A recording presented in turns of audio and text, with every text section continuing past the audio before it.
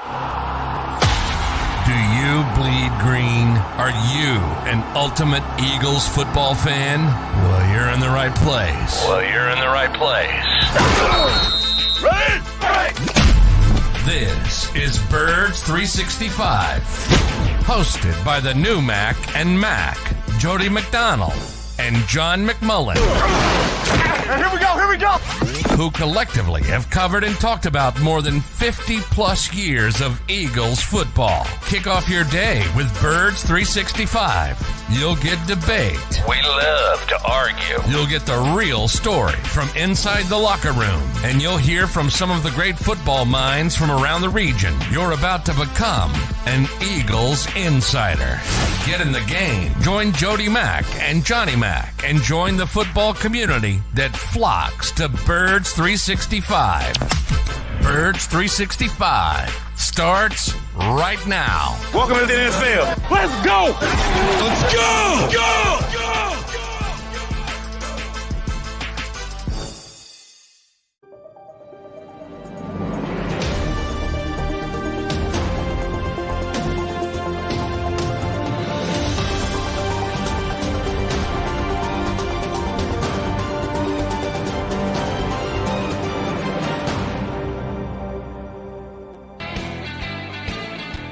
And a good Thursday morning, Eagles fans. Another summer morning. But summer is starting to come and go. We're counting down the days until the opening of the Eagles training camp. It's 19 days until I actually report and get some activities in. Yes, that will make it easier for the Mac and Mac guys, John McMullen and Jody McDonald. But we do have a couple of things we can sink our teeth into today here, Johnny Mac. The first of which I just saw as I was prepping for the show. Nice pay raise for Quez Watkins, a guy who I thought was not a lock. He was close to a lock, but not 100% lock to make this football team. And I thought Nick Sirianni, when they were having their spring workouts, not protest too much. His defense of Quez Watkins. He jumped on the sword for Quez. Yeah. What are you talking about? The performance escalator? Yes. Oh, yeah. Well, that's been known for a while. But yeah, he's got, and some people have speculated that he would get cut because of that escalator. But I don't think it's not that, but maybe two. He's under 3 million. He's just under 3 million. He basically under the CBA. Day 3 picks. It might even be third rounders. I forget. I'd have to look. 3rd through 7th, yes. Oh, okay. Yeah, 3rd through 7. If they play a certain amount over their first 3 years, they get a bump. And he did the second couple years. So, and if a guy's playing well, it's not an issue. You're gladly, because it's still cheap. It's still very cheap. The problem is, he didn't play that well last season. So now you start talking about, well, whatever the bump was, he was just over 1 million. Now you're almost at 3 million. Yeah. Do you want to pay that? And maybe it would be a more relevant question if they had other options, but they don't have other options. So from a larger standpoint, 3 million is not that big of a deal for a third wide receiver, but you want more production. It all comes down to production with Quez Watkins. Is he going to be, and I think year 2 Quez Watkins is fine. Year 3 Quez Watkins probably not good enough. And the Eagles are hoping to get closer to year 2, obviously. And you said it's not that much. And when you talk about the overall salary cap, an increase from 1 million to 2.78 million is not that much. 1.78 million on your overall cap is not going to crush you. But then when you look at it individually for Quez Watkins, he got 178% increase in his salary, and he wasn't all that good. So that's why it does kind of stand out for somebody like me. Well, and if like I said, if they had better options, it could put him in peril, to be honest. But they don't have better options. So, perhaps Olamide Zaccheaus can take some snaps away if he performs well, but he's pretty much limited to the slot. I don't know how much more he could play outside. So that alone kind of limits him at least a little bit. And then we've been talking about for weeks. I mean, look, number 5 is Britton Covey. And then you're down to the Greg Wards of the world, who great guy, great leader, but he's limited. And some of the undrafted kids, you never know, but they don't have anybody who's going to put Quez Watkins in peril because he got that escalator bump. And then the second part is, he has outperformed his status, his pedigree that we always talk about, originally a 6th-round pick. So, the Eagles are kind of like, well, let's get him back to year 2, hopefully. Yeah. Here's where either you and I see it differently or me and the Eagles see it differently. The fact that he was drafted in the 6th round, to me, now 3 years in, is irrelevant. I don't care where you drafted him 3 years. The year you draft him, yes. The second year, okay, I could almost see that. Third year, I think you're now stretching it. He's going into his 4th year. Where he was picked, irrelevant.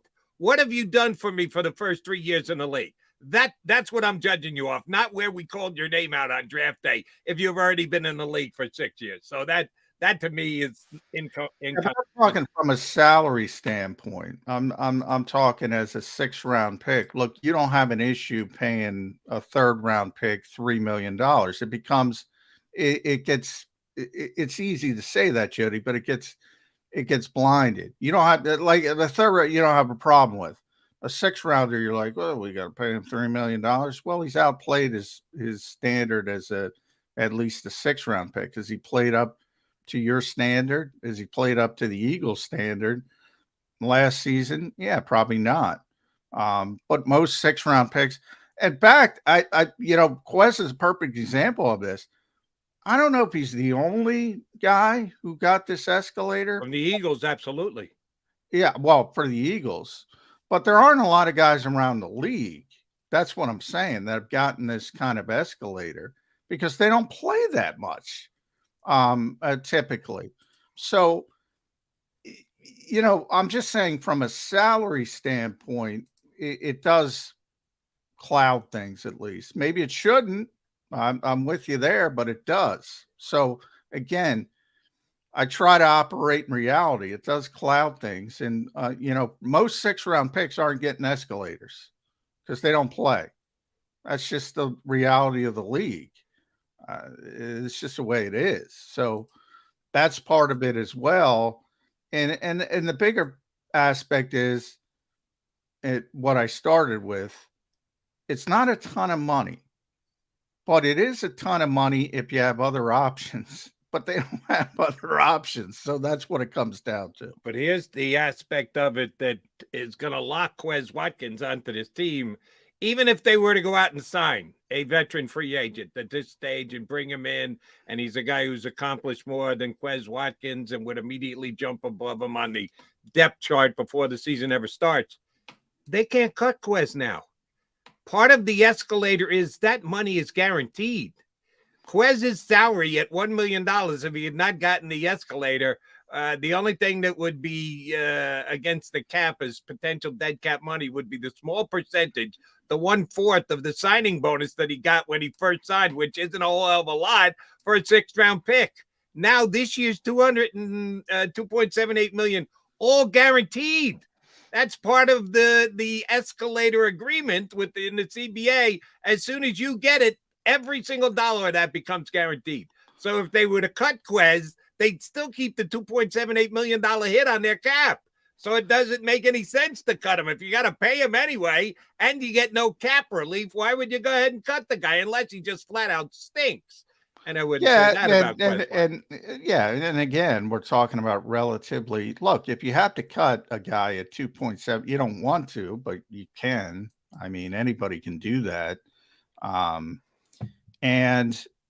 the Eagles don't want to cut him. They don't want to cut him. They do like him more than you and I. They do. That part of it's true. Now, again, I think that would change if they drafted another day 3 pick and he was showing some signs of turning the corner. And they're really light on the depth chart beyond A.J. Brown and Devontae Smith. They are not. That is a weakness if one of those guys gets hurt. And luckily that didn't happen for the most part. Devontae was a little banged up late in the season. AJ was banged up at times, but they played through it. It's a weak spot. It's a stress, but most teams don't have the top of the depth chart that the Eagles do. So that's part of the NFL. There are certain positions you can't have great players behind great players. And they're hopeful that he has a bit of a bounce back year. I'll look it up real quick. So if you want to use PFF, he was 52 of 115 in 2021. That's fine. That's like middle of the road. That's fine. For your third wide receiver, that's not awful. I would have bet he was in, how many did you say? 115? 115. Yeah, I would have bet he was in the 60s. Yeah, well, even 70s. 60s that is fine. Last year was 108 of 113. That's not fine. That's the kind of difference. If you get what was the first number you gave us? 2 years ago? Yeah, 2 years ago. Okay. So what was he last year? 108 of 113. Yeah, that kind of tells the tale, does it not? Yeah, that's not good enough. He can't play like that. They're hoping he gets back to 2021 when he was middle of the road, and that's acceptable as a third receiver. Last year is not acceptable. And especially when you add on top of it the failure in big spots to make plays that are there. And because remember, in Jody, in theory, he should have gotten better because he's getting less attention. Right. With A.J. Brown out there. And it turned out to be worse. So, maybe he's one of those guys that needs a little bit more traffic to get involved in the game. But guess what? You're not getting it here. So, but he's their best option, man. And it's not particularly close, really. It really isn't. And that's an issue. John, we don't know what any of their undrafted wide receivers are. And I know Quez was drafted and the guys we're talking about weren't drafted. But as you pointed out, it's always draft pick is not there isn't a huge difference between being a 6th-round draft pick and an undrafted free agent. I don't know whether any of these kids can play or not because we haven't seen them. You're going to actually get a chance to see him within the next 3 or 4 weeks. And my larger point there, you can always find Adam Thielen at some point. My larger point is you can't count on that. So if you're going into training camp and saying, well, maybe Joseph Nada, an undrafted kid, maybe everybody got it wrong. Maybe they did. I mean, maybe he turns into a really good player. I'm not saying he can't turn into a really good player. I'm saying the Eagles can't count on that. That can't be a plan. Jaden Hazelwood, that can't be a plan. Quez Watkins, on paper, is by far the 3rd best receiver on this team. And that's not great. Right. That's one of the stress points of this roster. He's here to stay because I did not realize the escalator clause had kicked in. And I absolutely did not know till today that money immediately gets guaranteed. So if you got a player that's kind of sitting on the roster fence and then you realize, well, we're going to have to cut him for a maybe. And oh, by the way, we don't even get salary cap relief when we cut him. Oh, Quez is going nowhere fast. He is sticking around as their number 3 wide receiver unless someone absolutely floors them. One of their undrafted wide receivers. And by the way, that's why Nick Sirianni was acting the way he did. He's trying to bolster his confidence as a player. That's what he's trying to do because he knows he's got to count on him. So, there's no – I'm always bemused by fans or people say, Oh yeah, I mean, yeah. Why are you talking like this? What do you want him to bury a guy that he's got to count on? That just doesn't Right, happen but in this league, there nor are it should happen.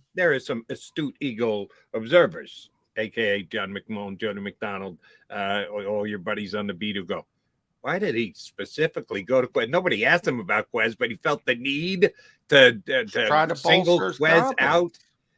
Confidence is a big thing in this league, man. Big thing. I understand it is, and we'll have a good guest to talk about that coming up in just a second. A guy who used to be an executive in the league, who we'll see if he believed in the old pat on the back to boost the guy's confidence or not. I'm not sure that should be necessary for a fourth-year player. This is Quez's fourth year coming up. Gotta boost them back up. Okay, we'll see. Yeah, we got a good guest joining us coming up in just a couple of minutes. Former general manager of the Washington, at the time, Redskins knee football team, knee Commanders, now sports talk show host in Baltimore. Our buddy Vinny Cerrato is going to jump aboard with us next here on Birds 365. Stick around. Do you stream on a Roku, Fire Stick, Google TV, or Apple TV? Now you can watch 6ABC 24/7 with the 6ABC Philadelphia streaming app. And the big story on Action News. Search 6ABC Philadelphia and start streaming today. Go to get your game on. Go for the beers. Go for the cheers. Go for the hit and the hits. Go for the stakes and the stakes. Go to get your parlay on. Go to get your party on. Go for the scene. Go for the screens. Go for the gallery. Go for the win. Go to Ocean. Visit theoceanac.com to plan your visit. The greatest fans on earth. It's a bold statement, but would you expect anything less from Philadelphia? 58 years of heartache creates a toughness, a grit, a resolve not found in most. Sure, our prayers were answered, but now that we've had a taste, we're looking for more. Pondley Hockey, official partner of the Philadelphia Eagles.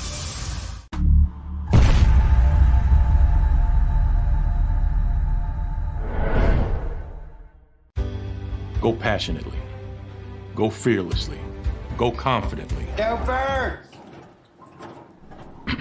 Go confidently towards your goals with First Trust, Philly's hometown bank for nearly 90 years, and the official bank of the Philadelphia Eagles. We're focused on getting you over the goal line. So go with conviction, go with trust, Go Birds! and go forward with us by your side. First Trust Bank, the official bank of Philadelphia Dreams. Oh, and go Birds. All right, did you know I was the mommy slam dunk champion? Really? Yes, really, don't sound so surprised. Let's see it. Oh, you're ready. All right, here we go. Let's hear the crowd. So go to right, go to left, fake them out. Mama, go up, mama! She did it. Again? You can't avoid gravity, but United Healthcare can help you avoid financial surprises by helping you compare costs and doctor quality ratings. United Healthcare. Uh-huh.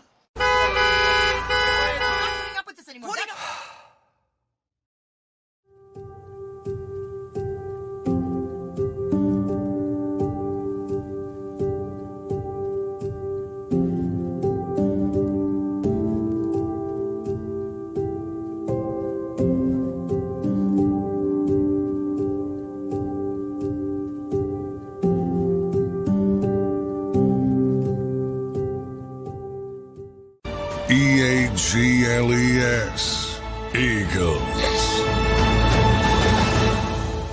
Morning, guys. Good morning. Appreciate you streaming on in here on Birds 365 with McMullen on McDonald. Appreciate your joining us. Look who's joining us. The former general manager of the Washington Redskins, now host of the Vinny and Haney show on 105.7 The Fan down in Baltimore, Charm City's own Vinny Cerrato. How you been, Vin, man? I'm good. I'm on vacation. I'm in Long Beach Island. I'm sure you've been there, Jody. Nice. LBI up here on the Jersey Shore? Yeah. Yes. That's very nice. All right. Nice. A little too crowded this time of year, though, Benny. A little too crowded. I don't like the crowds. I'm an off-season guy. that probably is not a bad idea. We were at Atlantic City the other day fishing. Caught Nice. 34 flounder. Nice. Damn. Ooh. So you're eating good in the neighborhood these days. I'll tell you my quick best LBI story ever. Like the first year I moved down here to South Jersey, went to Long Beach Island, had friends from both New York and Philadelphia, which is right there in the middle of the Jersey Shore. So you get New Yorkers and you get knuckleheads coming up from Baltimore like Vinny Cerrato. Labor Day weekend, the NFL way back when in the 90s used to still play in Labor Day weekend. Eagles Giants open up the season, and I'm in the best sports bar on Long Beach Island. The trash talking, the beer throwing, the fighting. I was like the best Labor Day Sunday I ever had because it was the Eagles versus the Giants. A hell of a lot of fun. You probably felt like you were just in Eagles Stadium. Yeah, or MetLife. No, it wasn't even MetLife. It was Giant Stadium at the time because I knew both markets and had friends in both markets. So we had a great time. I hope you have a great time too. All right, so after this, you got to go back to work. And the Ravens season is going to get underway shortly thereafter. You were there for all the spring practices and the like. Lamar gets the deal done. Oh, by the way, Jalen Hurts says you're welcome for getting his deal done so that the Ravens could get Lamar's deal done. All copacetic there. Everybody on the same page. No bad feelings of having to play the whole year the way they did last year. Is everybody on the right page in Baltimore? Yeah, that's the way negotiations go. Everybody hates each other, goes back and forth, and then everybody loves each other once the deal gets done. And I tell you what, Lamar looks like last year, he didn't look like he was having fun and he was engaged. I thought the last 8 games of the season, guys, I thought they got Lamar the agent. I think he was making business decisions. Now, he's happy. He's talking to receivers. He's like he was in 19. He just looks like he's engaged and enjoying himself. Well, that check will do it, Benny. Jalen Hurts up here. Yeah, he was the highest paid player in the NFL for 4 days because that's how it works. And then all of a sudden, Lamar Jackson takes over. So Lamar, the agent, did the job. He had a lot of criticism, but he got it done in the end. Ultimately, I mean, he got the same deal that they offered him basically in the summertime. Yeah. I think what he found out was after the Jalen Hurts deal that there was not going to be, Deshaun Watson. Yeah, that complicated everything. There was not going to be all that guaranteed money. And once he came off the guaranteed money, then the deal got done quickly. Yeah. Now, Baltimore as a whole, Benny, is an interesting team to me because they're good. But the AFC's got a bunch of good teams. So, like, if I put Baltimore in the NFC, I go, that's a contender. That's a legit Super Bowl contender. I don't know in the AFC. Where do they see themselves moving forward? I think they're going to be really good. But, I mean, if you just take the AFC North, I mean, we talk about it all the time. You look at the North, you can make a case for any team to win the division. Yeah. And because the biggest question mark in the division is what Deshaun Watson are we getting? Right. That's the key. Are we getting the Houston one or are we getting the one from last year? And that's going to be the key to Cleveland. But the Ravens, when you look at the Ravens, I mean, quarterback, good. Running backs are good. Great tight ends. Got depth at receiver now. They got a very good offensive line. So, I mean, offensively, they're really good. And in the secondary, 3 of the 4 are studs. They got 2 great inside linebackers.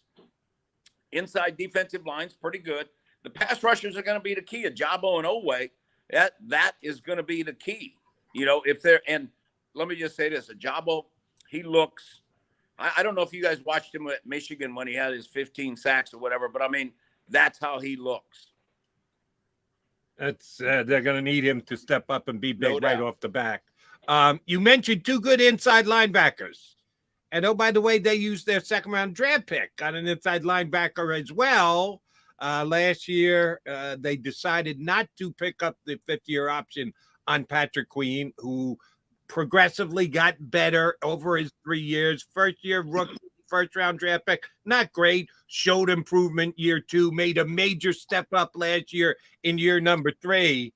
is it a given that Patrick Queen is going to be staying with the Ravens, or is there a possibility that if somebody jumps up and offers them something, they'd be willing to move Patrick Queen? Well, you know what? Like talking to their guys and stuff, the biggest problem with the inside linebackers with the fifth-year option, it's the same as the outside backers. So there was not one inside backer fifth-year option picked up. Now, Queen, I see Queen as a Robin, and I see Roquan as the Batman, because when Roquan came in, all of a sudden Queen became really good. And I think what happened was it allowed Queen to do what he does well. I mean, he run blitzes well, he blitzes the passer well, and just kind of runs to the football. Whereas Roquan could kind of be his kind of bodyguard to take care of the things when he's blitzing and stuff. Roquan, to me, Roquan's the leader of that defense by far. I mean, he's the green dot guy. Like when I was out at practice at football school, they didn't have jerseys on then. And, I didn't know what guys looked like because I hadn't seen, if they don't have their jersey on, we don't know who they are. So Roquan was easy to pick out. He was the one doing all the talking and telling everybody. He was acting like a coach out there. Now, speaking of coaches, I mean, they had two huge additions. Offensively, Todd Monken. You guys would love Monken. When he's out on the field, he runs it all. He's loud. He'll holler. He'll swear. He'll do whatever he feels. He reminds me of Mike Shanahan, the way he is on the field during practice, because the coaches, like, they kind of talk to their players in the huddle. Whereas when the play's going on and everything, Todd Monken is coaching everything. So he's got a receiver background. So he's telling the receivers what to do exactly, because he's so detailed. He wants everything perfectly. If they're supposed to be 18 yards deep, be 18. If not, he's on it. Because what he's doing is he's coaching the coaches too. And he's got a bunch of young coaches. And Mike Shanahan told me back when I was in San Fran, I don't need a bunch of guys to tell me, how to coach football. I just need some guys to, coach their individual position. Young guys. In San Fran, we had all young coaches. He said, I just need a great O-line coach. We had Bob McKittrick, and Bob, would call to run plays, and then Mike took care of the offense. And I think that's kind of how Todd is, and that's how it looks out on the field. And it looks much better, than it has been in the past, just because, I had one of their executives told me, seen more passes today than I saw in a month, with Greg Roman. Hey, Greg. I want to rewind. I want you to put on your executive hat, Benny. The reason we brought up Queen, the reason why Jody went that direction, one of the few weaknesses on the Eagles is all-ball linebacker, at least on paper.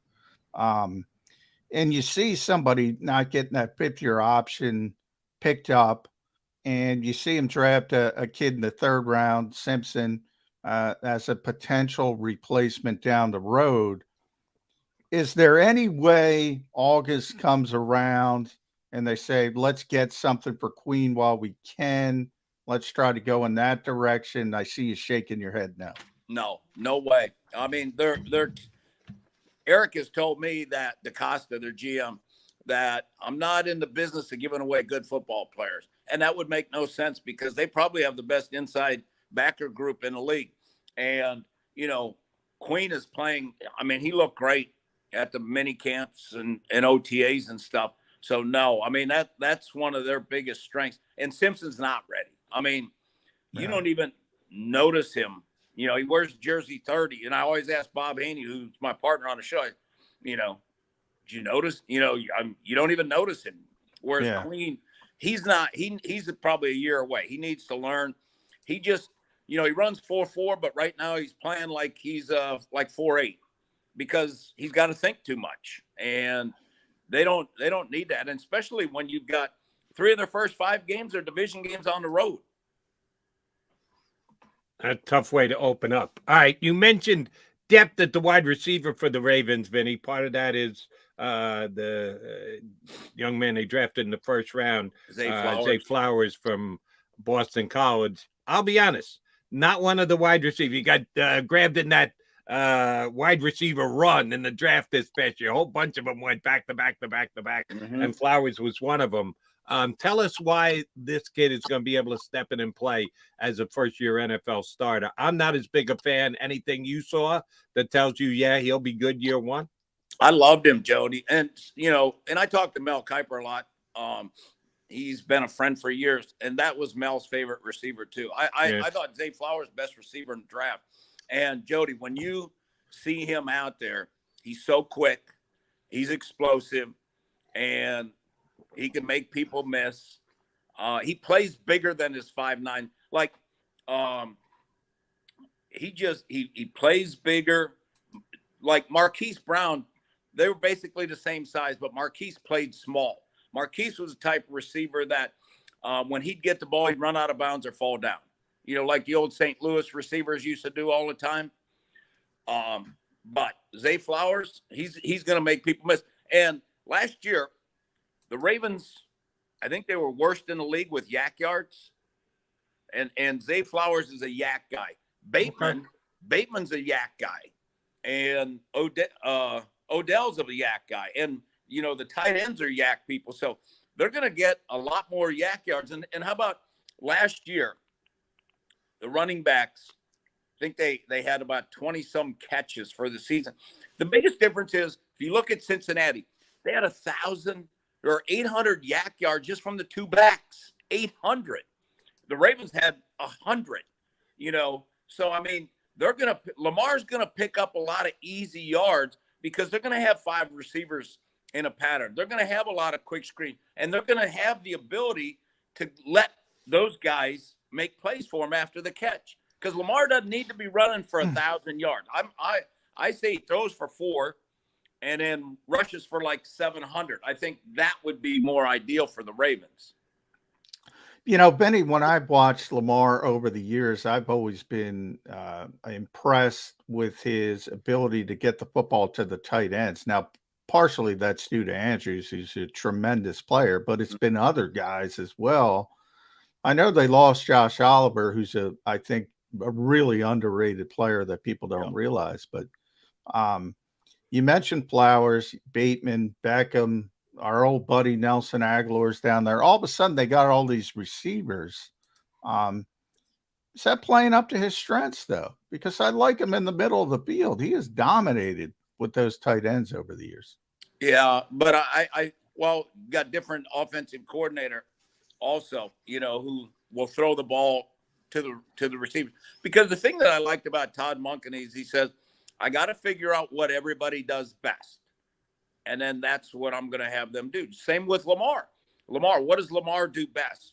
And that's what I'm do. Like with Zay Flowers, Jody, he says, I got to get Zay Flowers the ball in space. So I got to find ways to get him the ball.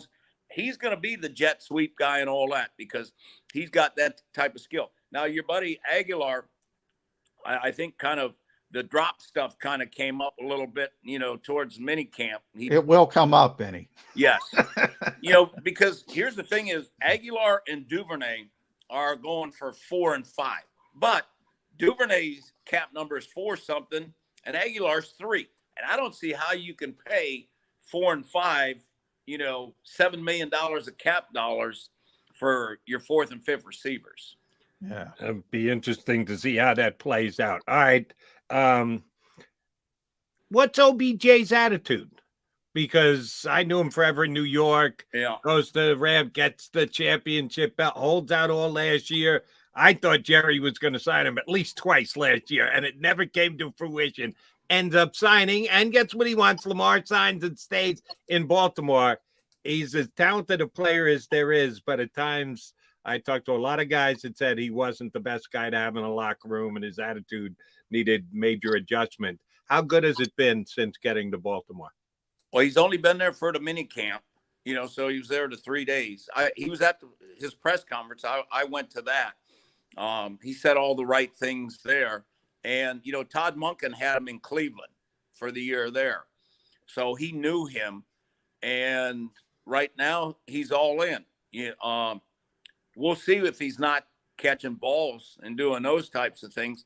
But I would say this, Jody, watching him, I mean, it was the first time he'd put on a jersey since the Super Bowl. So he was cautious, which is normal coming off ACL. And I think we'll see a different guy come the fall, because I asked him at the press conference, are you going to be at OTAs? He says, we don't play till September. So that kind of told you, what he thought was going to happen, what you thought was going to happen in OTAs and minicamp. But he took more reps than I thought, he would. And then it's going to be interesting to see how it plays out come training camp. I think he'll be heavily involved. Like, they play the Eagles first preseason game, and then the following Tuesday and Wednesday, they have Washington there for 2 days of practice.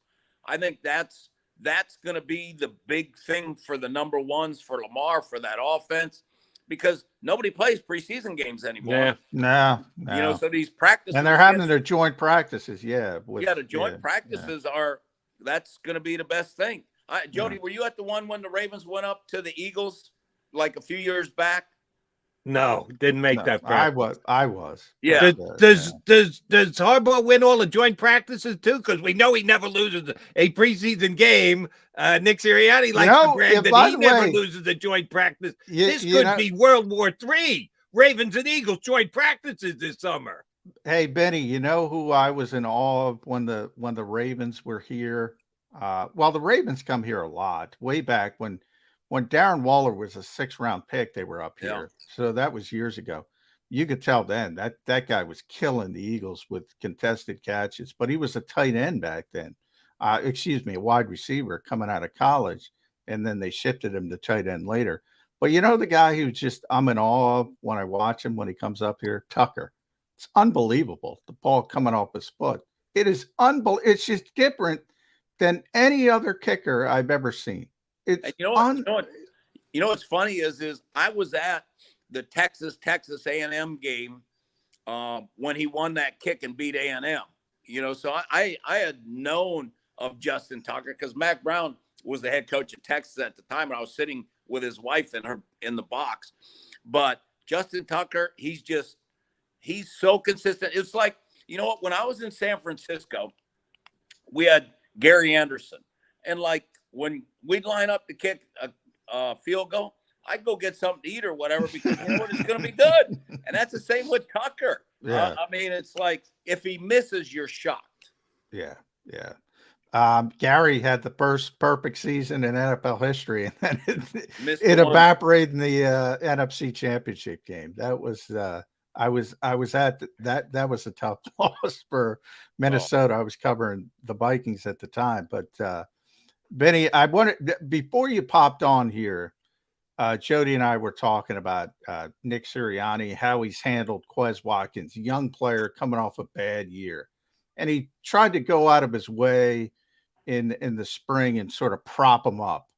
When you're a GM, vice president of football ops, you see your coach do that. Is there a fine line? You want to prop a guy up? You want to be honest? I'm always surprised when fans expect coaches to rip guys. There's no upside to that. Now, occasionally you get an old school guy like Parcells, we'll call the player she or something like that, who has this old gruff mentality, but those guys don't exist anymore. If they do, it's very, very rare. Yeah. You got to play the mind games because, a lot of that game is between the ears. And confidence is a huge factor. Guy can play so much faster and everything else if he's got a clean mind. And the biggest thing is if you're confident in yourself and you just see a different guy, So Joe Gibbs never yelled at players, either. Joe was always, patting them on the back, encouraging them because, what good does it do you to yell at? Plus, the thing what good coaches do is they know what makes each player tick. So, like Clinton Portis with Joe Gibbs, Clinton was the type of guy, and Jim Zorn learned this, that you can't embarrass him in front of other people. Yeah. When Joe ever had a problem with Clinton, he would just call him into his office and they would talk in the office. Where Jim Zorn, attacked him on the field, and then Clinton shut it down and then wanted to be traded and, just caused a lot of problems. So you got to know how to handle each player. And you know what I would always tell our coaches, like when you're talking to a press conference, you know who you're talking to. The people you're talking to are your players. They're on that Monday press conference, when the coaches, you're talking to the coaches or the players' families. The players are listening. The girlfriends are listening. That's who you're talking to. That's the message because John Harbaugh never rips a player. I mean, you listen to him on a Monday, never rips a player, always talks positive about every player. Some coaches don't get that. And then, you know what? Then you got problems when you come back on Tuesday or Wednesday, because then all of a sudden, the coach ripped me and he doesn't believe in me. And then it's just one problem after another. I got another ex-general manager question for you, Vinny. I don't know if you did the Long Beach Island thing when you were actually the man in charge of the Redskins, but this summer downtime, no practice, no games, no nothing. But you know that there's just one phone call away from your season falling into disrepair because somebody got in trouble somewhere doing something. Did you turn your ringer down on your cell phone when you got away for a couple of weeks during the summer? How many hours of sleep did you lose wondering about, is tonight the night I get the phone call that one of my guys? It's happened, when you get the call, like if it's late at night or early in the morning, then it's usually not good at all. Right. Because I remember when Dan Snyder called me like 5 o'clock in the morning about Sean Taylor. That was 5 a.m. And then in the summertime, one time I was out running, got a call. One of the players got in trouble, and it's like, Jesus, it just never ends. You don't want to get that call, right, in the summertime because you get enough of them during the season. Yeah, exactly. You can't sleep during the season. Yeah. Well, you were telling us before about Dan Snyder calling you up. Now, obviously, in that tragic situation, but just in general, how he would sort of call you up in early in the morning or whatever it was, late at night. Yeah, early in the morning, like 2, 3 in the morning. How much do you think, we're going back a while, but one of your former teams, Washington, it looks like finally they're going to move on from Daniel Snyder. It looks like it's going to be approved. Josh Harris, who we know well in Philadelphia, owns the Sixers. New regime. How important is it going to be for that organization? Because they've been through a lot with Dan. They've been through a lot. I think it's big just because the fan base, they needed a divorce, and Dan needed a divorce. The fans needed a divorce because they can't get a new stadium. They can't get a lot of things, and fans aren't going to the games. So they just need it re-energized. That's what they need. And, Josh Harris, he's going to get an opportunity. Coming in there now, the fan base, they're going to be all fired up for new ownership. And we'll see what he does. He's Rivera, they'll stay for a year, but then all owners like to get they want to get their own guys. Yep. Well, let me ask you about the outgoing owner. What do you think he's going to do with the rest of his life? Now, he doesn't have to do anything. He'd stay out there on his yacht in the Mediterranean Sea if he so desires, but he's still a relatively young man. You knew him. You took 3 o'clock in the morning phone calls from him. What do you think Dan Snyder's going to do when he's not the owner of the Washington football team?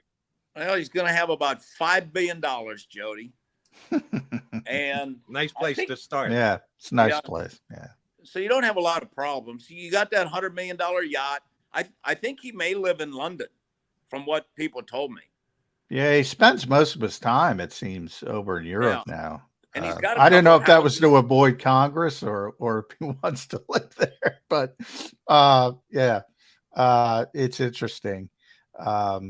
It's good. The NFL as a whole, I got to ask you this, Vinny.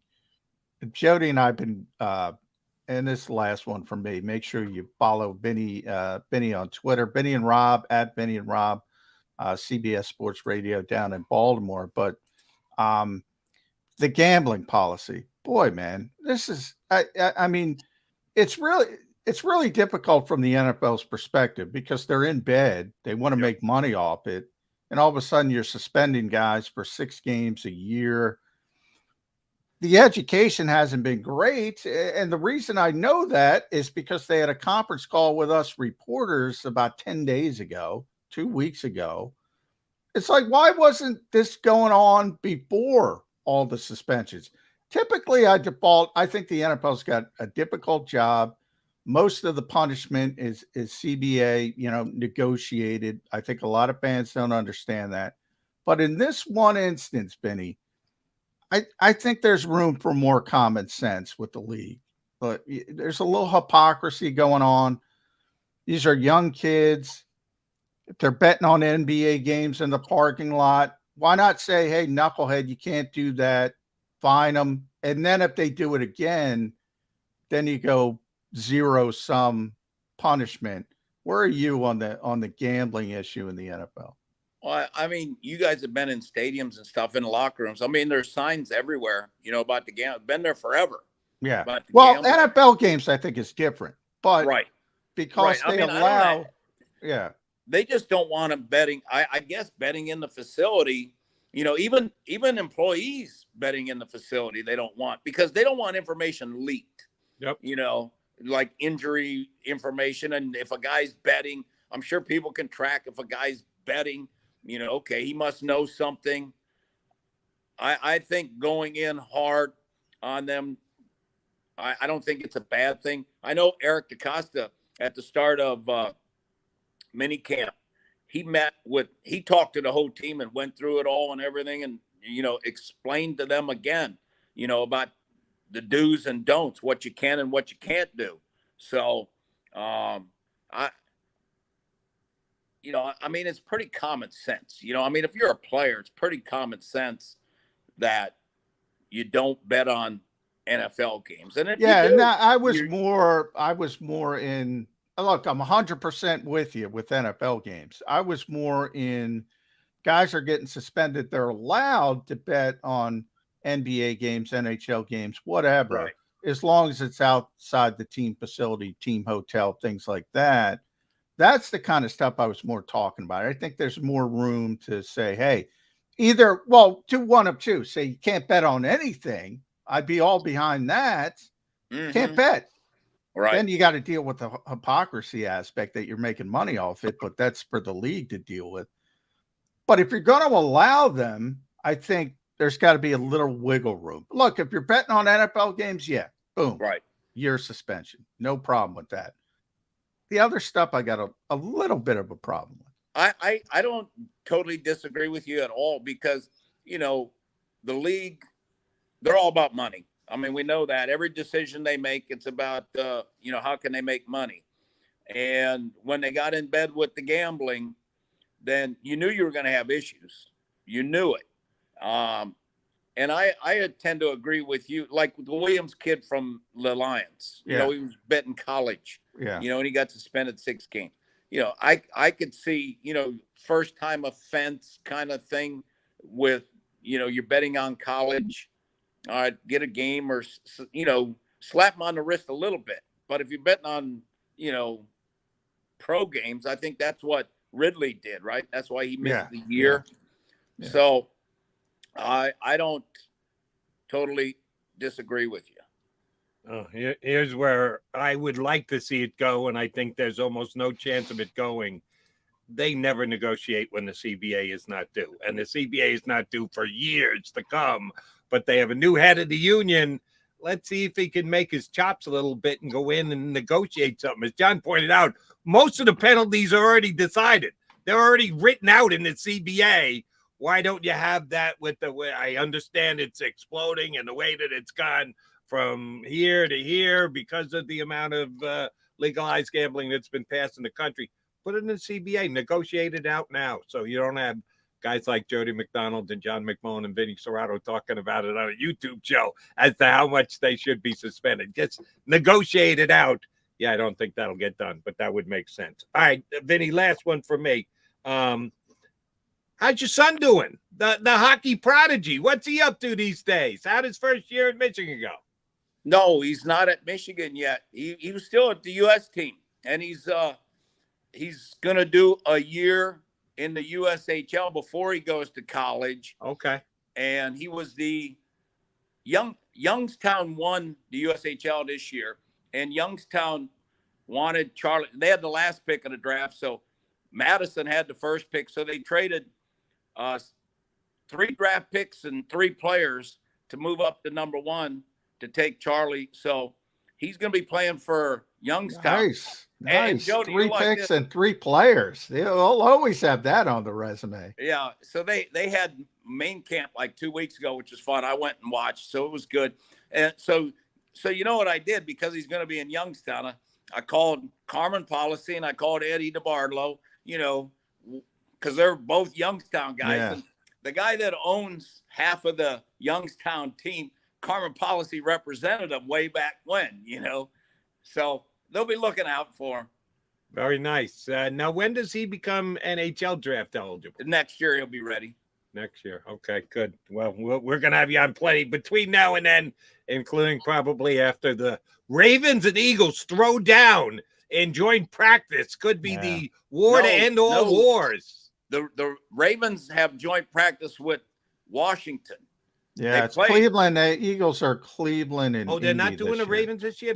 No. They usually do the Ravens. Huh? The Ravens have been here so many times. What happened was Chip Kelly changed, like when everything they had agreed on when the Ravens were up there practicing, Chip Kelly changed everything, did everything how he wanted to do it. Yeah. And Harbs was done with him after that.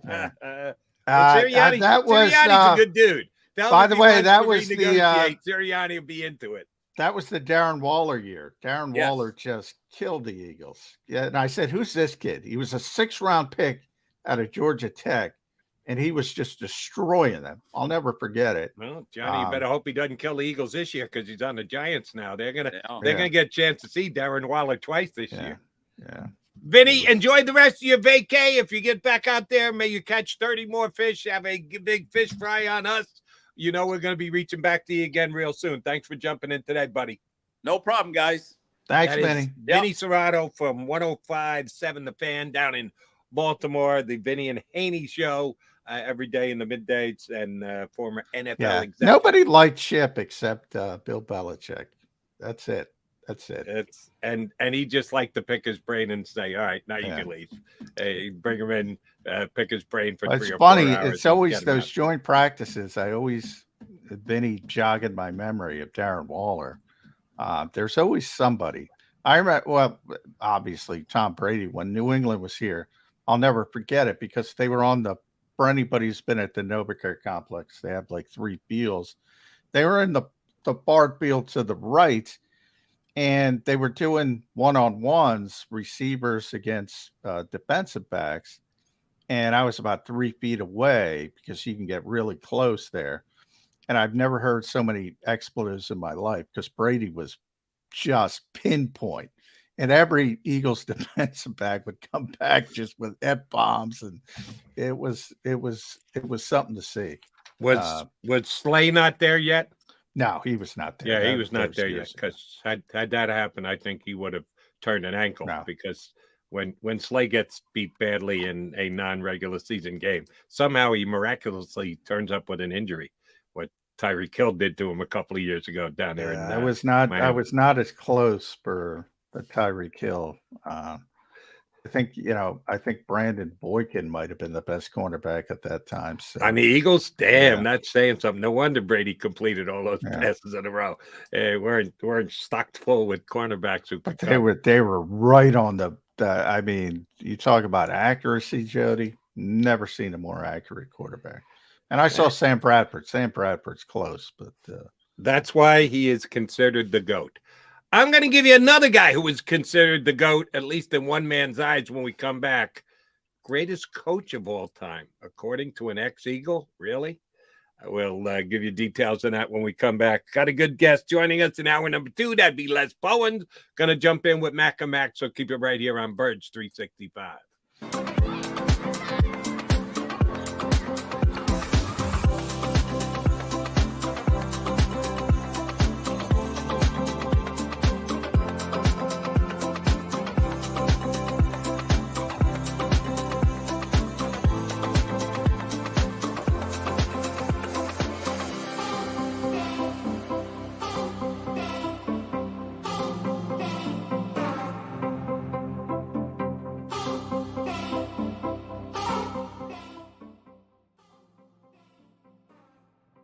Heading down the shore, have a ball once more.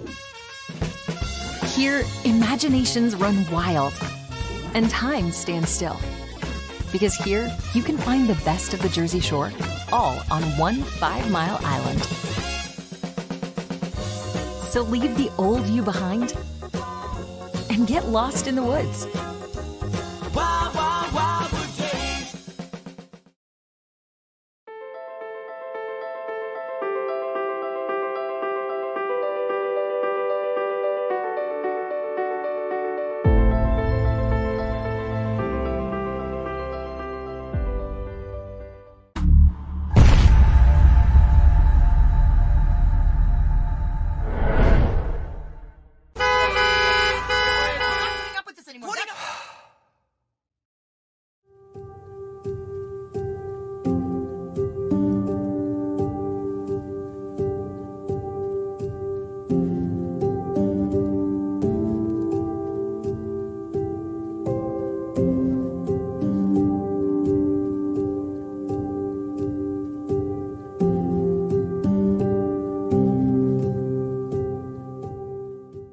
Score and save at Southeastern PA and Delaware with Colony Pools this football season, and let the experts close your pool with a custom Merlin safety cover in green for the birds. And if you join our Winter Watch team, we'll give you another 20% off, and Colony Pools will handle it all. Keep your tiles on your pool, not in your pool.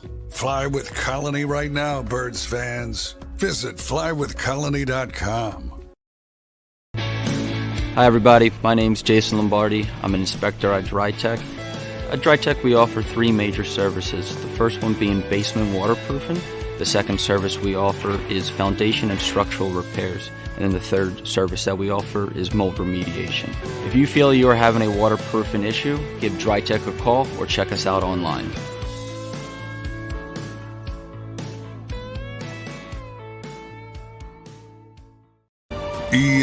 EAGLES, Eagles.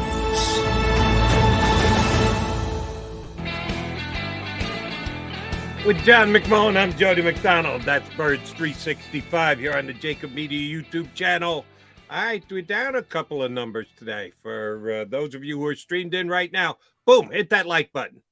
Come on, we don't hit you up for it every single day, but every once in a while you got to throw a little love your Mac and Mac guys way. Feel free to hit the like button, like, share, and subscribe to us here on the JAKIB Media YouTube channel. All right, tying a couple of things into already been discussed on the show today. Mike Vick, former Eagles standout quarterback. Did Vick do about 5 years, 4 or 5 years? How many years was Vick here? Boy, I have to look. It all runs together. I was just looking at my phone, Vinny. I still have the pictures of Darren Waller from his domination day back in 2015. 2015 when the Ravens were up here. Damn, that's a long time ago. Well, you're right. He was what, a rookie or second? Yeah, year he was a rookie. It was a rookie 6th-round pick, and I remember saying, "Who the heck is that guy?" Really skinny. I'm going to tweet the picture at our next break, but yeah, you could tell he had something. Ultimately, gained a lot of weight and became a tight end. Mike was here from 2009 to 2013. Yes, that's 5 years. Vic was with the Eagles. Doesn't seem like that long, but it was. And yesterday, I guess on one of the Fox outlets, because he works for Fox, he said the greatest coach of all time, the GOAT of coaches in the National Football League, is Andy Reid. Now, you like Andy. I like Andy. Andy has had a heck of a second act in his career after having hell of a first act here in Philadelphia. Now added 2 Super Bowl trophies to his resume out there with that Mahomes guy, who he went and got for those who are ready to go. Ooh, just because he has Patrick Mahomes. Yeah, he has Patrick Mahomes because he went and got Patrick Mahomes, traded up in the draft to get him because he saw how potentially great the young man could become. So I don't think that lessens Andy Reid's accomplishments a little bit.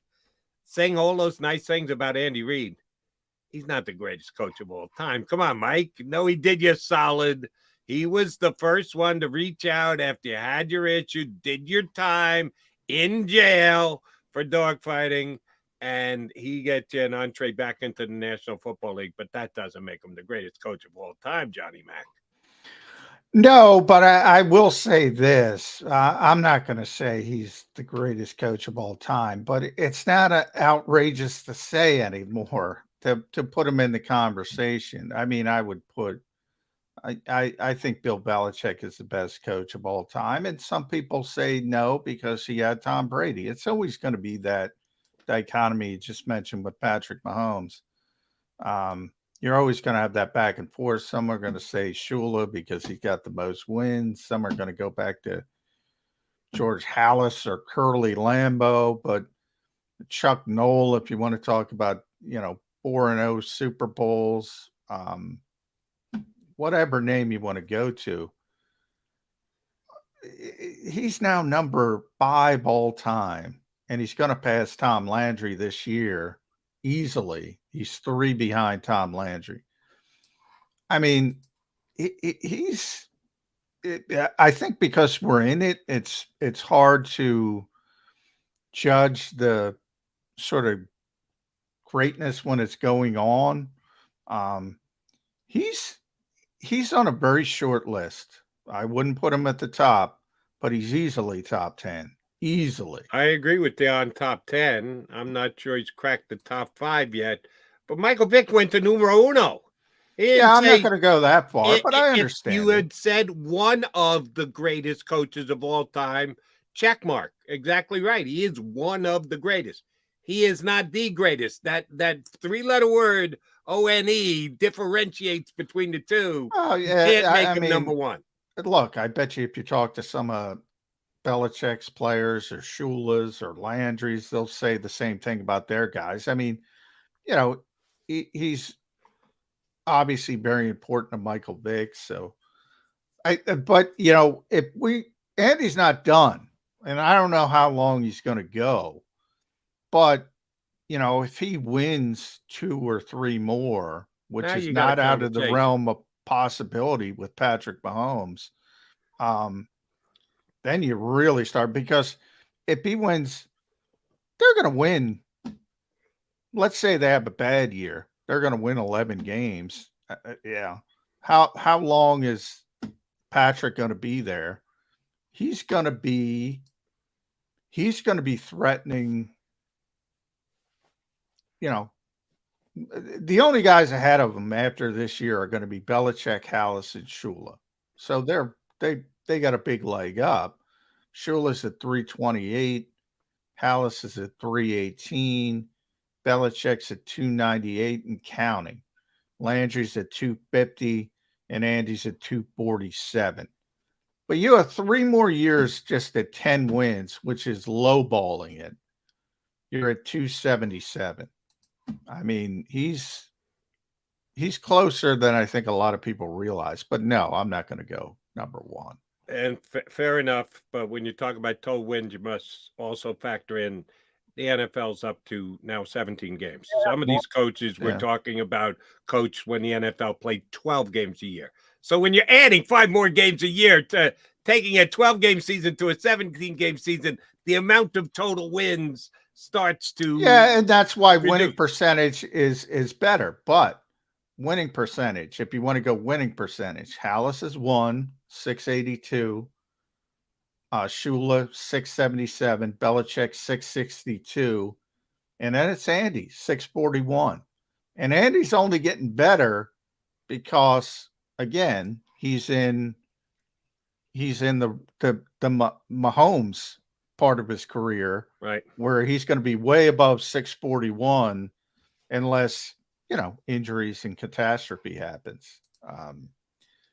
Yeah, I mean, he's legit no matter what way you want to look at it. Andy Reid is one of the best coaches of all time. He's a Lock Hall of Famer. Anyone who wants to argue that, you're not paying close enough attention. But the greatest of all time is Michael Vick deemed him yesterday. Sorry, Mike. I gotta throw the flag on that one and go a little too close to that one, buddy. Andy did you a solid by bringing you back into the league. He's one of the greatest coaches of all time, not the greatest coach of all time. All right, Johnny Mac did want to run this one by our good friend Mike Florio from Pro Football Talk. Did bring this up yesterday.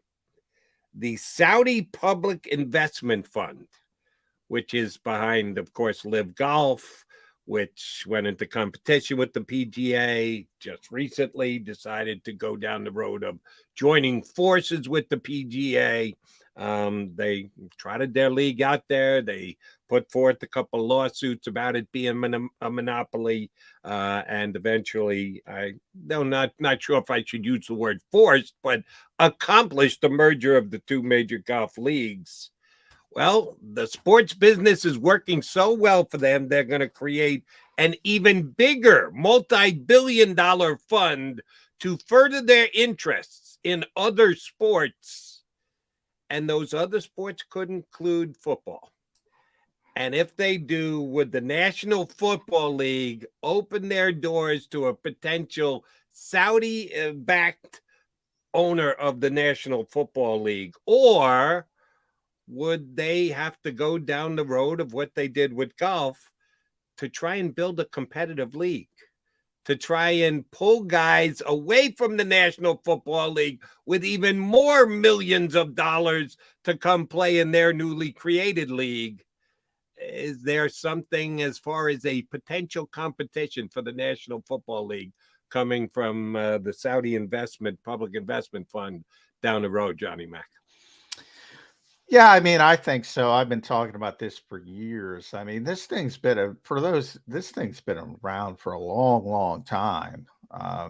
They just kind of ramped it up in recent years, and now they're ramping it up even more.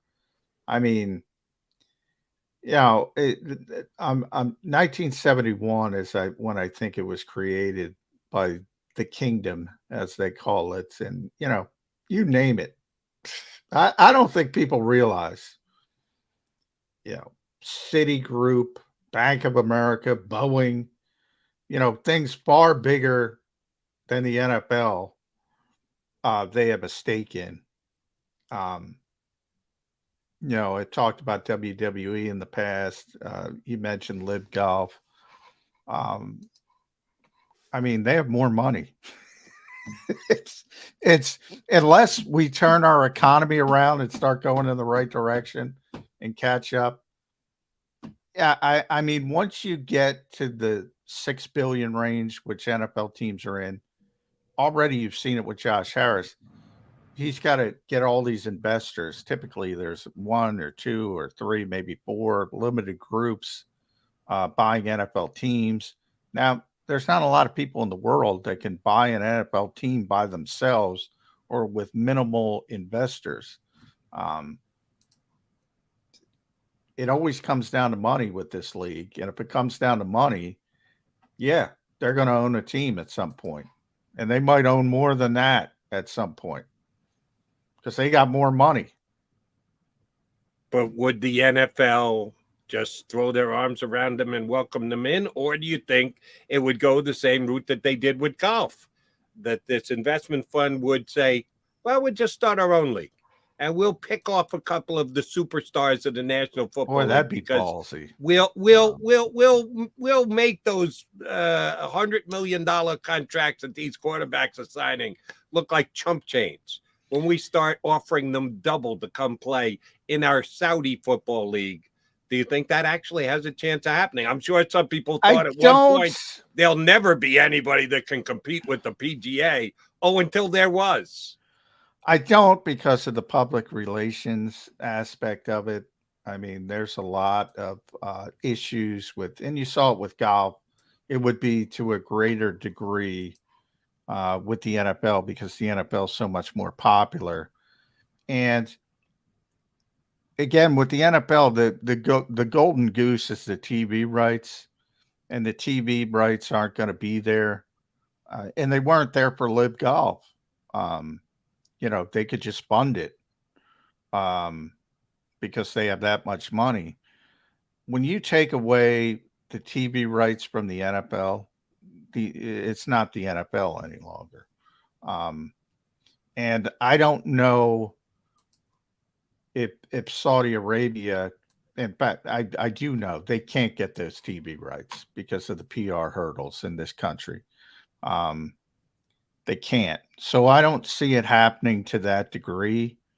But yeah, as far as one team, two teams, three teams, ultimately you go about it that way. We're talking about years and years and years. I could see that, but unless they change their entire culture, which they're not going to do, because it's a different country and they believe different things. I don't see it happening. Right. But what if they were able to spirit away Patrick Mahomes? Would that not affect the TV right negotiations going forward if some of the superstar players in the National Football League, the same exact way they did in golf, some of the best golfers went to Live Golf, and that made them viable. But that's what I'm trying to say. They can buy anybody they want. They could buy players, and they could do it. But you're spending money just to spend money at that point. I'm saying, ultimately, I assume they would want to run it as a business. And if you're just going to spend $150 million to get a star quarterback, say, and you don't have the back end to make money, what's the point? Other than, all right, if you want to run it as a labor of love, and by the way, the second part is, again, because football's a uniquely American sport. It's not a world sport. Golf is more of a world sport. Basketball, certain things, those are more likely. Most people outside of this country don't even understand American football. And there's a very core group that have grown to love it in Europe, and they have a lot of fans in Europe. But as a whole, there's not a lot of people in other countries who even understand the game. It's sort of like us with soccer. Soccer's big there, and they call it football. Here, it's American football, and a lot of people don't understand that. So, no. But to buy a team, yeah, I expect them to get a team or be the,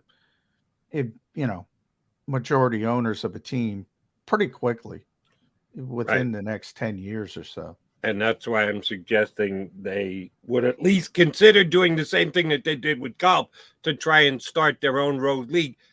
Because what they accomplished was they forced a merger. They forced their way in the door by spiriting away these players, overpaying these players, starting their own league, which, as you're right, they didn't have the TV contracts and but they had the money to just pay them anyway.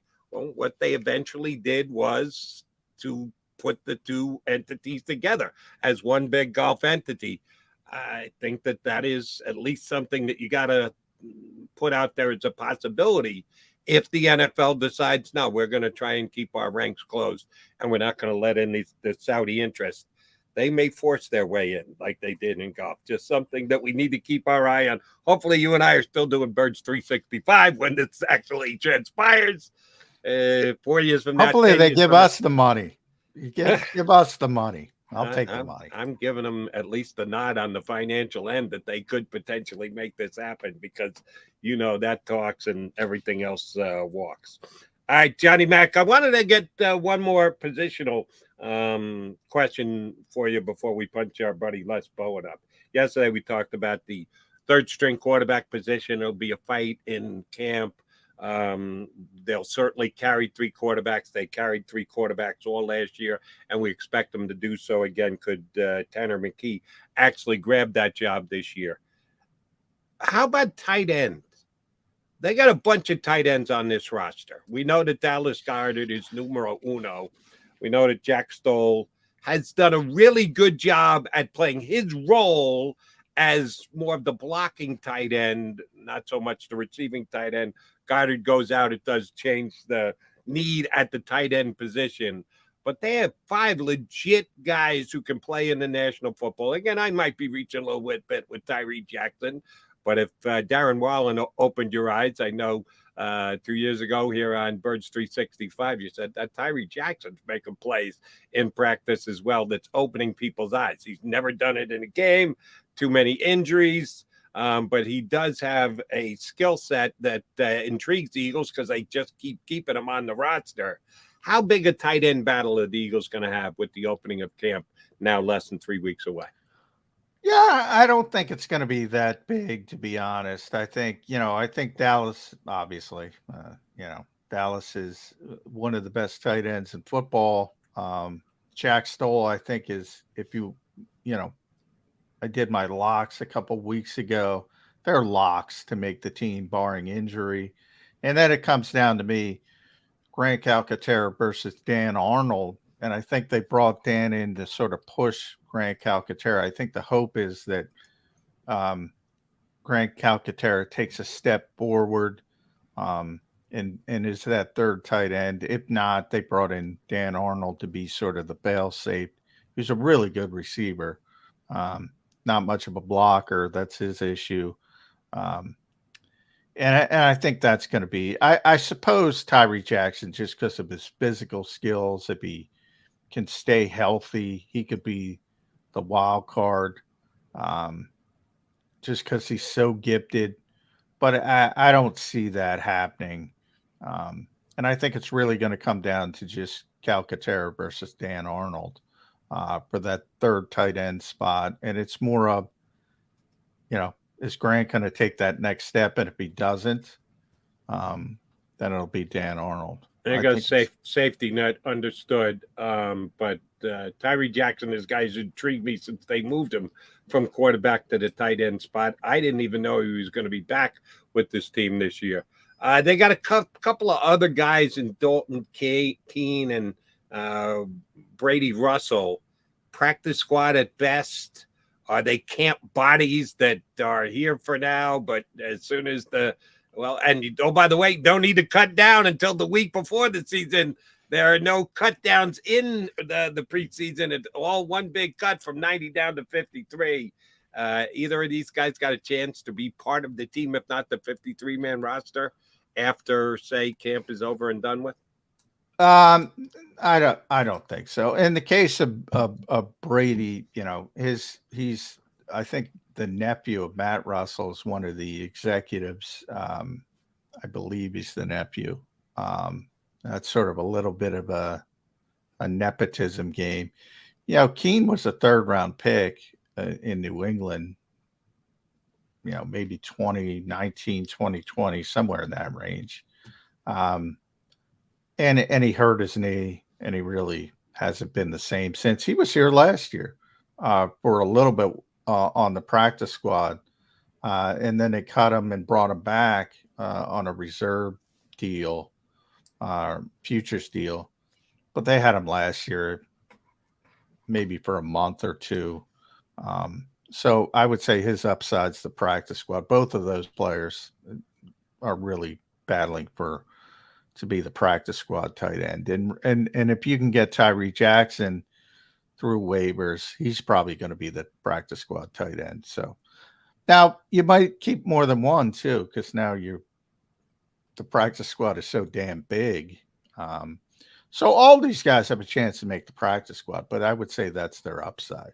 And when you've got a wide receiver group that isn't a depth position or a strength position as far as numbers go, it does increase the chances of the tight ends being more of a factor if a team wants to go 2 tight end sets, and the Eagles have shown the ability and the willingness to do that previously under Coach Sirianni. All right, Johnny Mac, coming back.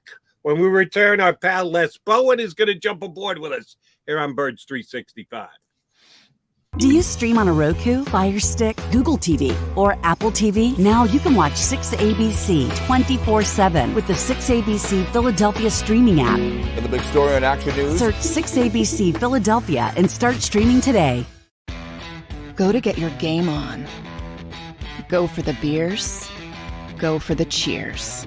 Go for the hit and the hits. Go for the stakes and the stakes. Go to get your parlay on. Go to get your party on. Go for the scene.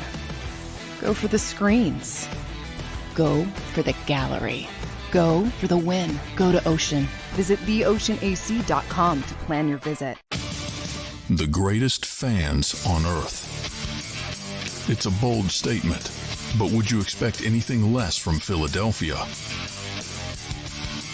58 years of heartache creates a toughness, a grit, a resolve not found in most.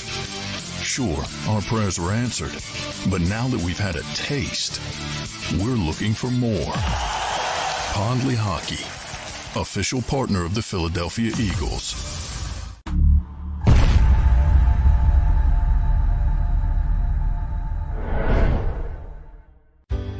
Go passionately. Go fearlessly. Go confidently. Go Birds! Go confidently towards your goals with First Trust, Philly's hometown bank for nearly 90 years, and the official bank of the Philadelphia Eagles. We're focused on getting you over the goal line. So go with conviction, go with trust, Go Birds! and go forward with us by your side. First Trust Bank, the official bank of Philadelphia dreams. Oh, and go Birds. All right, did you know I was the mommy slam dunk champion? Really? Yes, really don't sound so surprised. Let's see it. Oh, you're ready. All right, here we go. Let's hear the crowd. So go to right, I go to left, fake 'em out. Mama, go up, up, up. She did it. Again? You can't avoid gravity, but United Healthcare can help you avoid financial surprises by helping you compare costs and doctor quality ratings. United Healthcare. Uh-huh.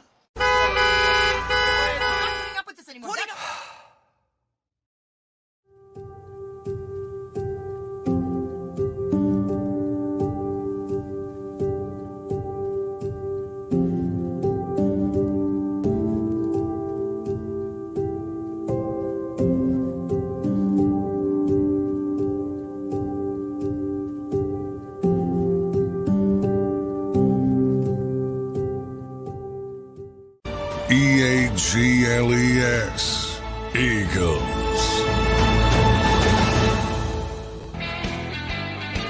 That's what we talk day in and day out here on Birds 365, Eagles football, McMullen and McDonald.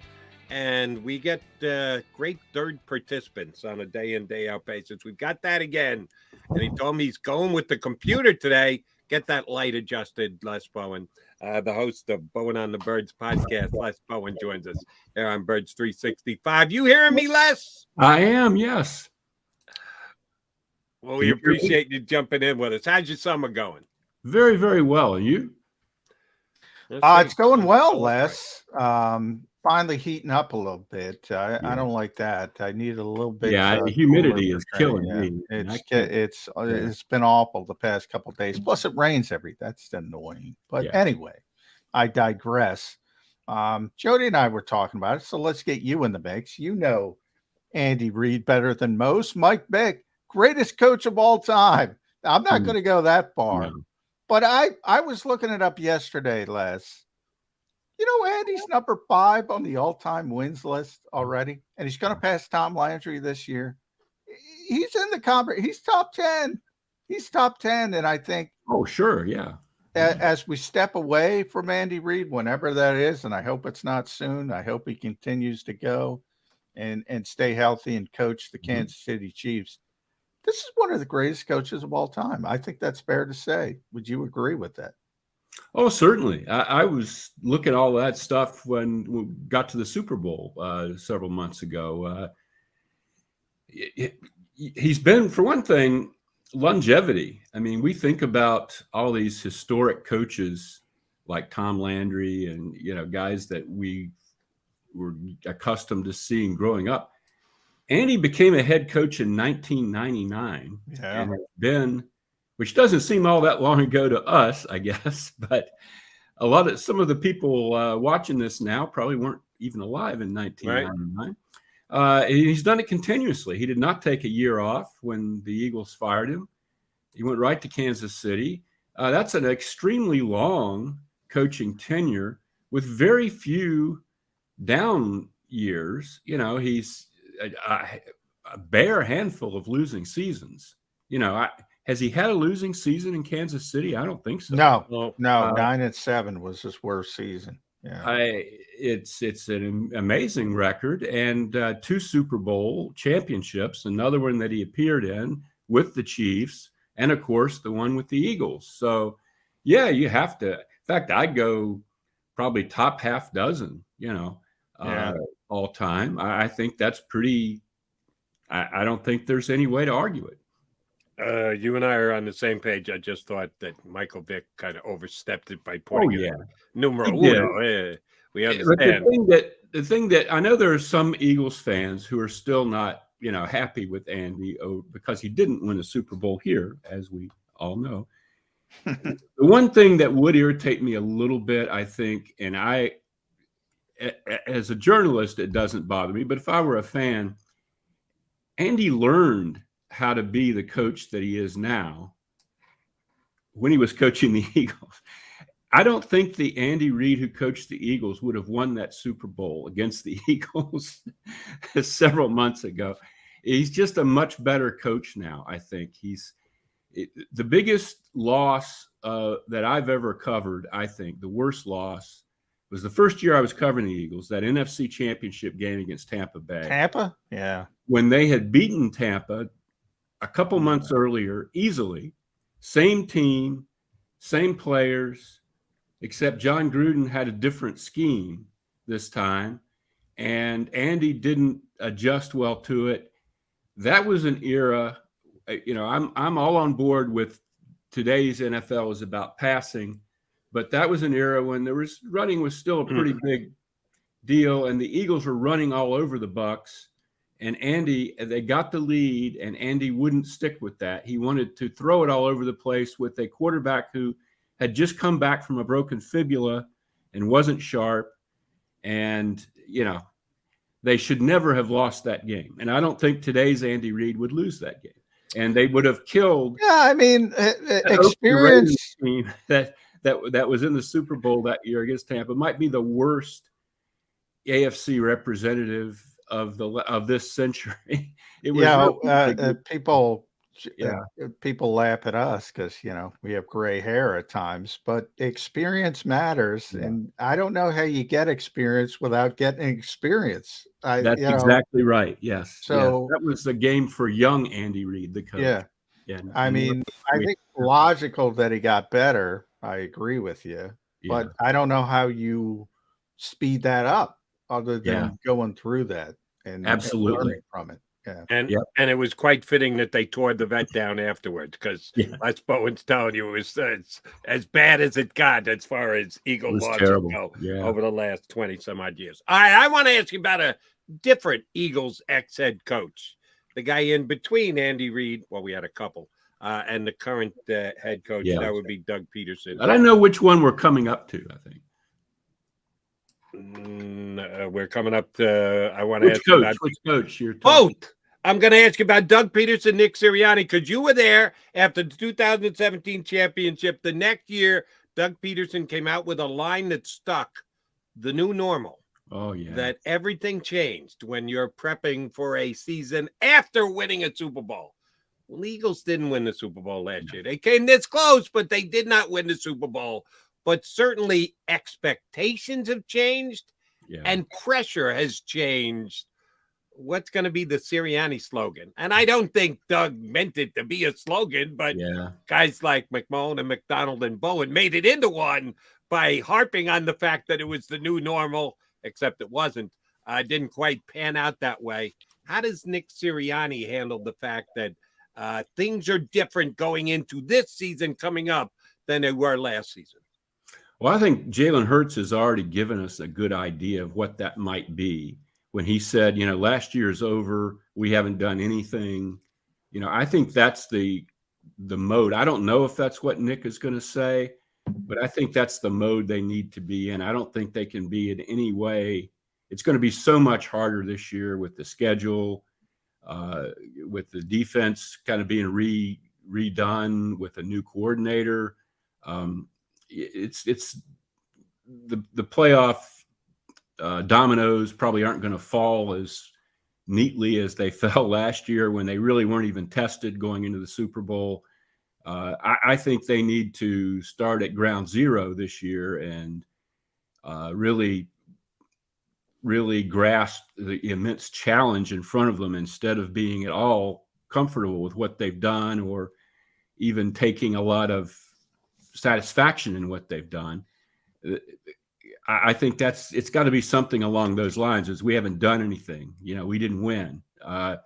And by the way, in 2018, I was wincing with all that new normal talk. That was so all over the building, all the it was. They took that down real quickly. Malcolm took that down. The Super Bowl sign in the locker room. He got that. It was really a celebration, and it was like, okay, now we're the new dynasty or something. And after you win your first Super Bowl ever, maybe be a little more, humble, understanding of how rare this is, and not just declare yourself the team of the age, and that didn't go over well, and it didn't turn out well, which I think you could have foreseen, as it was unfolding.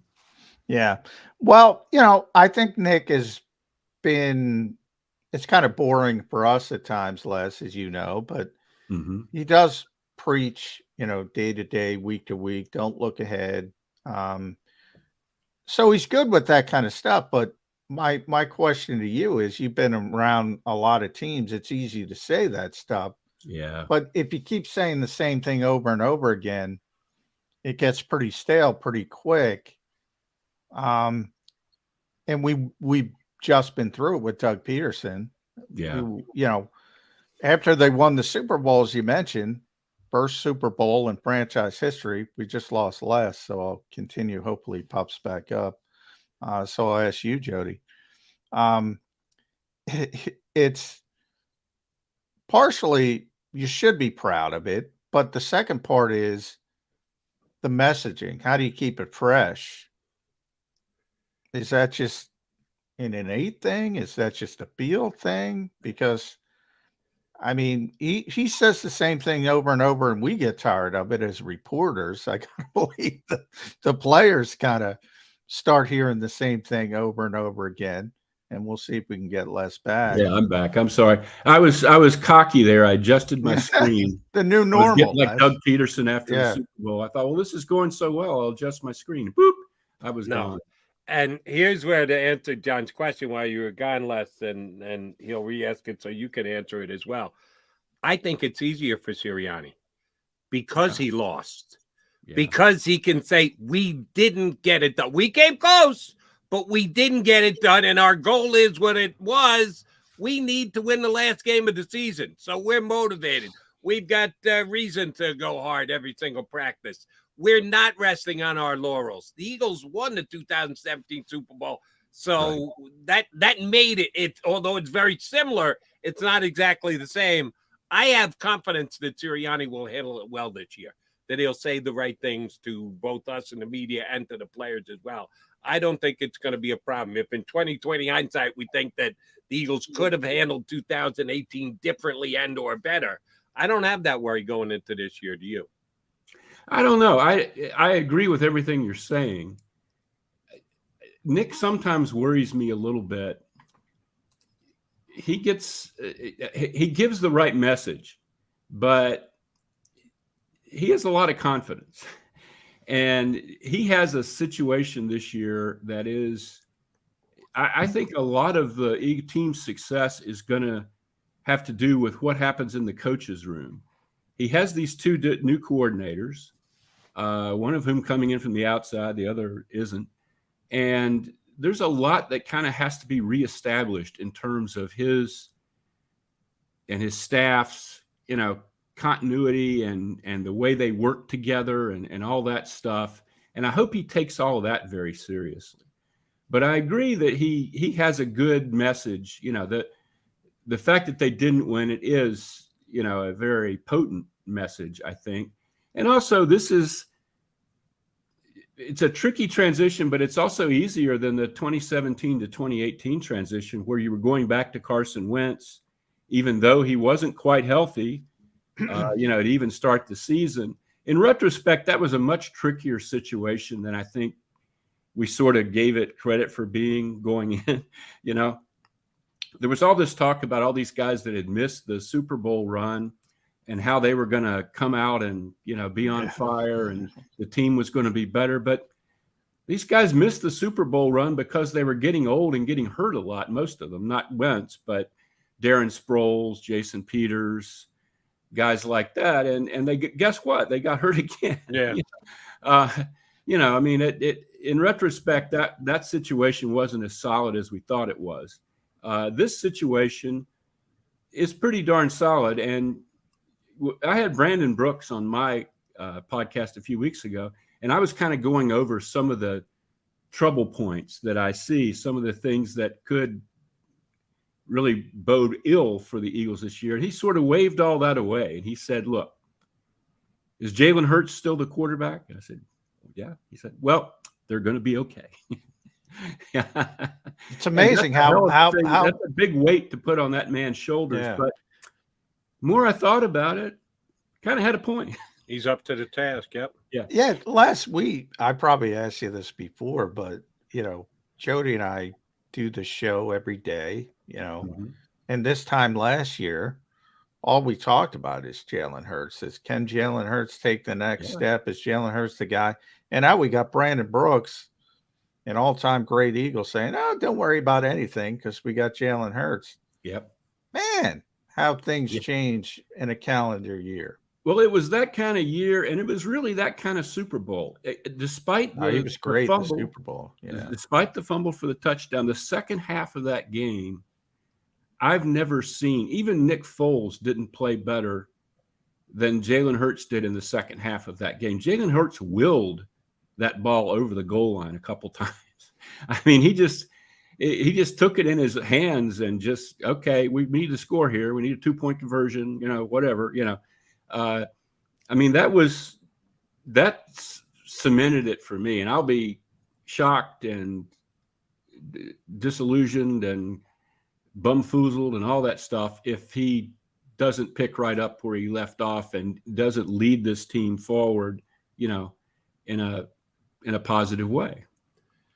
Les, I need you to look into your upcoming crystal ball for this season for me for one particular player, because John and I have tossed this around a little bit. I don't think we've done it yet with you. In his 3 seasons in Detroit, DeAndre Swift has caught 156 passes. That's a lot of passes for a running back coming out of the backfield. 46 his rookie year, 62 his second year, and 48 again last year. And he still hasn't played a full season. 13 games, 13 games, 14 games. So he misses a couple, and he still puts up those kind of receiving numbers. I don't think anyone would argue that he's been one of the best pass-catching backs in the National Football League. Is that going to be a big part of the Eagles' weaponry this year? Really good question. I don't know the answer, but, this has not been – we're used to seeing that around here. I mean, Andy Reid was huge on that. Andy liked it. I remember many years ago, Deuce Staley hated the fact that he was as much a receiving threat as he was a rushing threat. Deuce didn't want any part of that, but that was the way Andy ran the offense. And then Chip did it, and Doug did it, and Nick really hasn't done it. So that'll be interesting. Did Nick not feel he had? Miles Sanders started out just fine as a pass receiver, and then kind of deteriorated in that part of the game. I felt like was that the reason that we haven't seen a lot of this from Nick, or is it just something he doesn't want to do? Maybe we'll find out this year.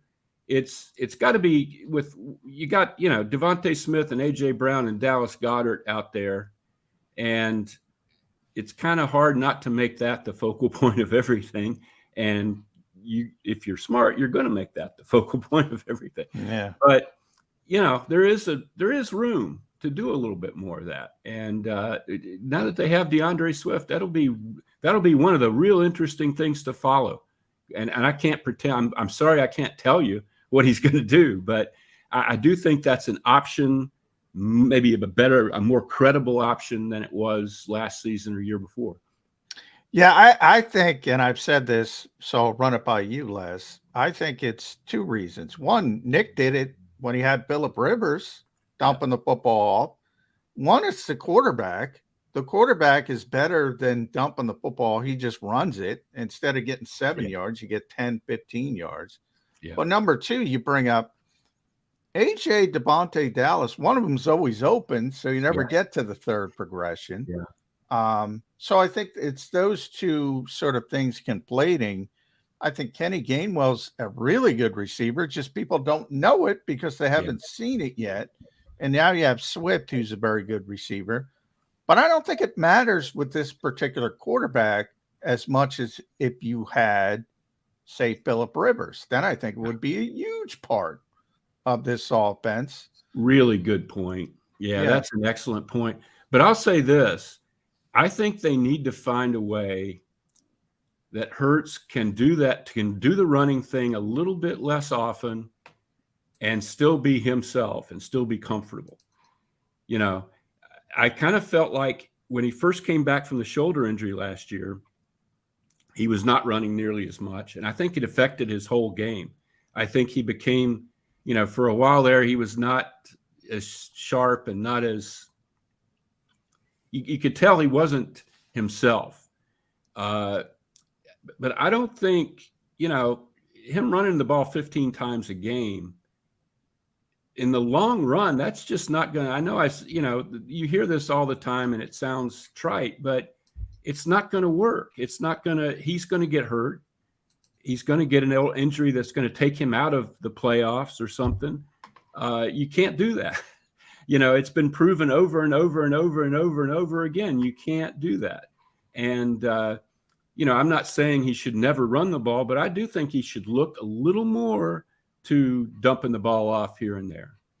Understood, but John and I kind of believe he's going to be damn close to running as much this year as he did last year. Nick, it's what he wants to do, and that's it's a part of his personality. And, it's hard that's going to be a difficult line to hew. And I believe Nick when he said, why would we ask him to do less when we're paying him more? If we're paying him more, we're going to ask him to do at least as much, if not more, going on down the road. All right, so here's a wacky, wild idea. Would it be advantageous? Would it be smart if the organization thinks that, we got to skim this guy back a little bit because we just don't want to risk him because we gave him the mega contract. So we need to convince him that we need him running less, designated pass play, back into the pocket, starts to break down. Shockingly, none of the three first options are open. His first instinct, take off, make 10 yards. Do we need Donovan involved here? Because Donovan played a lot like Hurst the first couple of years, and then he said, no, I need to stay in the pocket to prove that I'm a pocket quarterback, not just a running quarterback and the like. Should Donovan talk to Jalen Hurts at all going into this season? No, I don't. That's a different question. I mean, that was so long ago that there was an overtone back then of black quarterback can't be pocket passer that Donovan was trying to prove was wrong. I hope we're way past that these days. I don't think anybody doubts that Jalen Hurts can stand in the pocket and pick up, second and third options and read defenses and things like that, which is what Donovan was fighting in those days. What happened with Donovan, in my view, was he started to really get hurt. The fibula was the first thing. Then there was knee. Then there was something else. I forgot now. But he had some serious injuries. And he realized, hey, I'm getting older.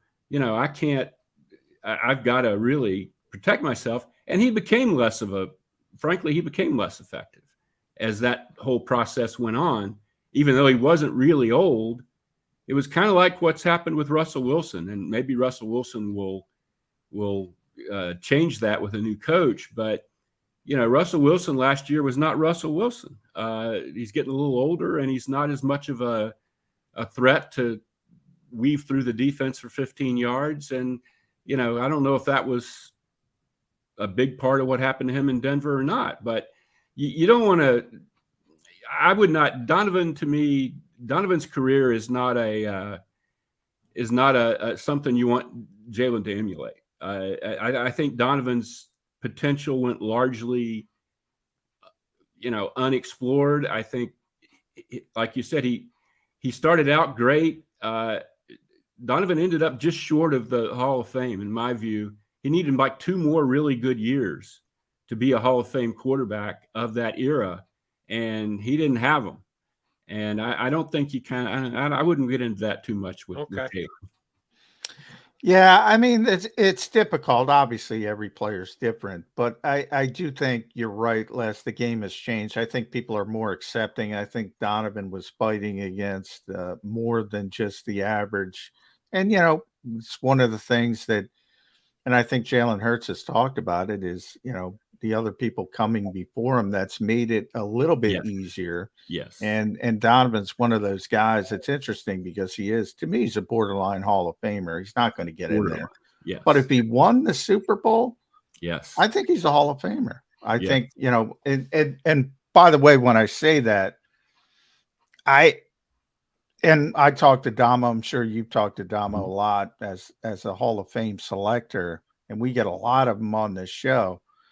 I think they put too much emphasis on Super Bowls for quarterbacks. Like, I think Eli Manning's going to be a Hall of Fame quarterback, but I don't think Eli Manning's a Hall of Fame quarterback. I think he had 2 good runs. Yeah. But he got 2, and he's going to get in. So, yeah, I think Donovan's a really good player is what I'm trying to say. Oh, yeah, he was. But he left a lot on the table. He really did. I felt like, he just didn't. When the Eagles traded him, he was devastated. He never put any ounce of effort into he was shy. Minnesota. Washington. And, he could have fought the good fight and been, played 3 or 4 more years and had a couple of those years be real good ones, and there wouldn't be any debate about whether he was a Hall of Famer. But you're right about winning Super Bowls. That really is a big deal, not just at the quarterback position, but I think if you look at the Hall of Fame, and maybe they do things a little differently now. The selectors change over the years. They don't have the same guys that were selecting it 50 years ago. Yeah. But like the Steel Curtain, the whole Steel Curtain is in the damn Hall of Fame. Was every one of those guys one of the very best players of his era? Maybe. I don't know. But, it just seems like it has a huge, huge impact on a guy's stature. Now with Eli, I will argue that those 2 Super Bowls were part of those were historic, especially the one where they beat the undefeated. New Patriots. But I would argue accomplishments. But you can't give the MVP to the defensive line, but that's who won the Super Bowl for the Giants both times. Yeah, but with Michael Strahan, that was true during the whole Bill Parcells era too. I think you have to acknowledge the importance of certain games in NFL history. Oh, sure. I'm participating in a thing Sports Illustrated is doing, trying to the 50 teams that changed the game or something like that. And they had us rank all these teams, and it hasn't come out yet, so I'm not going to give anything away. But I'll just say the Super Bowl Jets come off very, very well in this thing, because that was, for people our age, that was the single most incredible game, most era-changing, epoch-changing game in the history of football. Were the Super Bowl Jets really one of the greatest teams in football history? Probably not. But, that's what people remember. MVP, only quarterback to never throw a touchdown pass. Didn't get a touchdown in the Super Bowl, but he still got the MVP of his prediction ahead of time. All right, I'm going to see if you'll bite for my last question. The Eagles starting center for the 2024 opener will be who? Oh, Cam Jurgens, I'm pretty sure. Unless something happens this season that, if he can't win the right guard job and he goes into a funk, or if he does win the right guard job and he suffers a horrible injury, or if he wins the right guard job and doesn't play well, which I don't expect any of those things to happen. I think Cam Jurgens plays this season alongside Jason Kelce at right guard, watches everything Jason Kelce does, listens to every word Jason Kelce says in the huddle, every tip he gives him on double teams and combo blocks. And in 24-25, it's Cam Jurgens. At Les Bowen, make sure you follow Les on Twitter. Bowen on the Birds, the podcast. Listen to him anywhere you get your podcast. You got me in a wormhole. I was thinking when you were talking there, Les, I can't let you go without. I assume what you're doing with SI, it's going to be all good teams. You mentioned the Super Bowl Jets, but you were there in 2013 when Chip Kelly came. I talk about this all the time because I look back and I say, well, Chip was a pain. He didn't get along with a lot of people. Yeah. I don't think he had filters. But, man, looking back in hindsight, he changed the NFL. Yeah. He changed the NFL. As somebody was there every day, how do you look back on that? So much of what he did then is just accepted now. Yeah. And I don't think he gets the credit for it. He doesn't, but on the other hand, he also destroyed the team with his bad personnel. Well, that's part of the reason. I mean, you had this weekend Deshaun Jackson decrying Chip Kelly. I think Deshaun not a personnel feels like guy. Yeah. Chip really messed up Deshaun's career. I think Deshaun thinks, and LaShawn. But when I think about the top half dozen or so games I remember from covering the Eagles, that game at Washington. Week 1, yeah. Oh my God, that is right up there with anything I've ever seen in my life.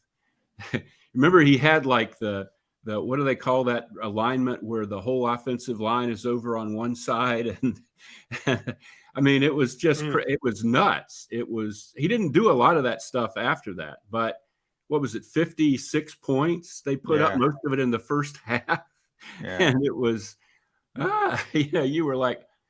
I was certainly a true believer that day, and I think it took a long time. That's why he got his ass fired.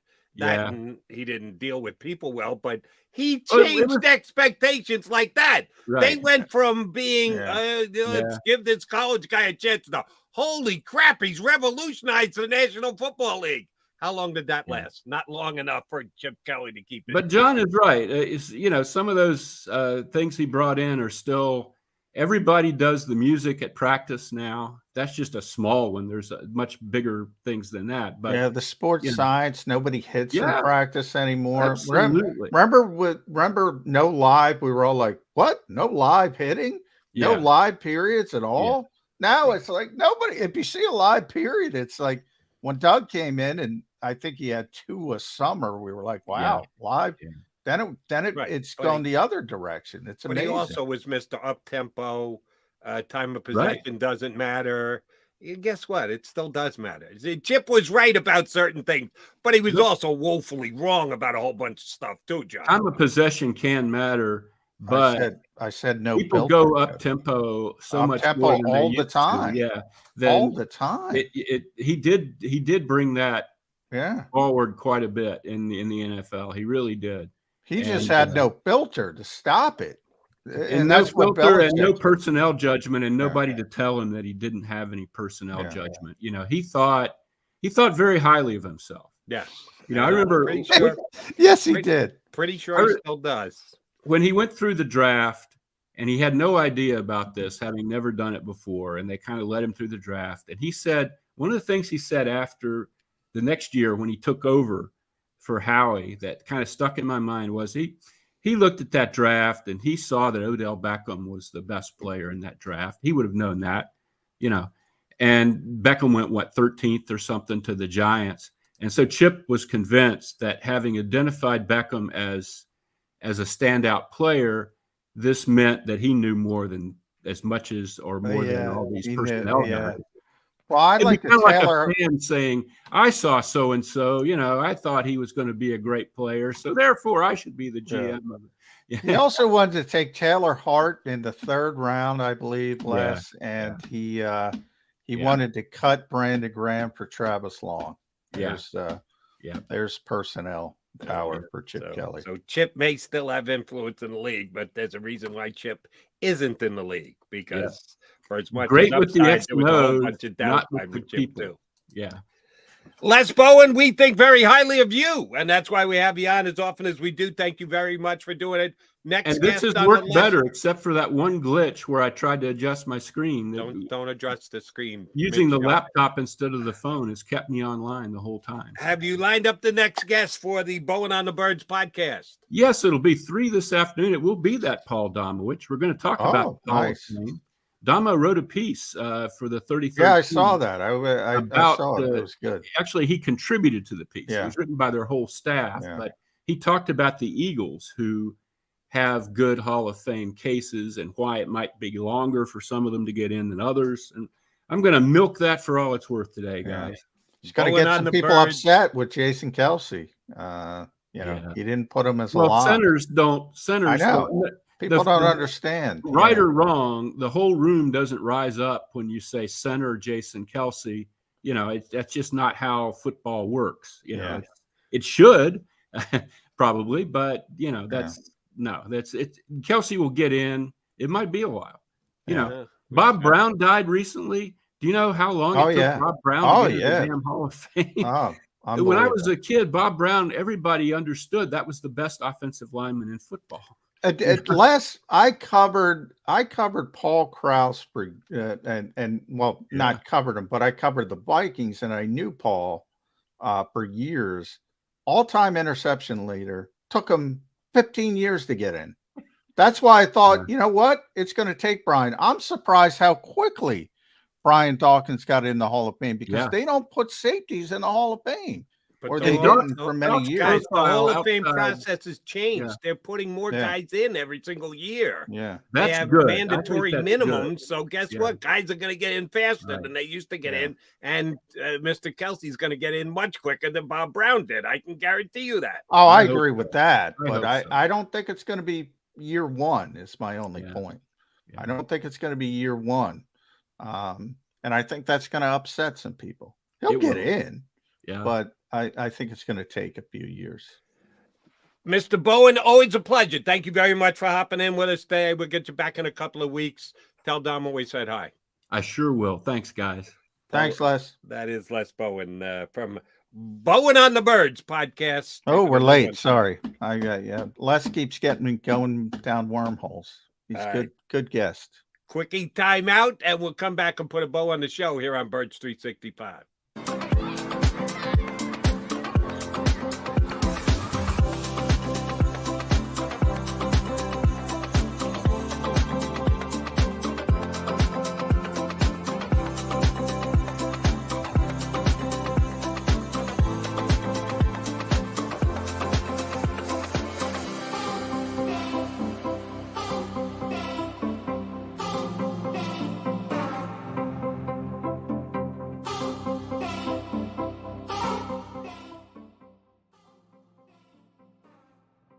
Heading down the shore, have a ball once more.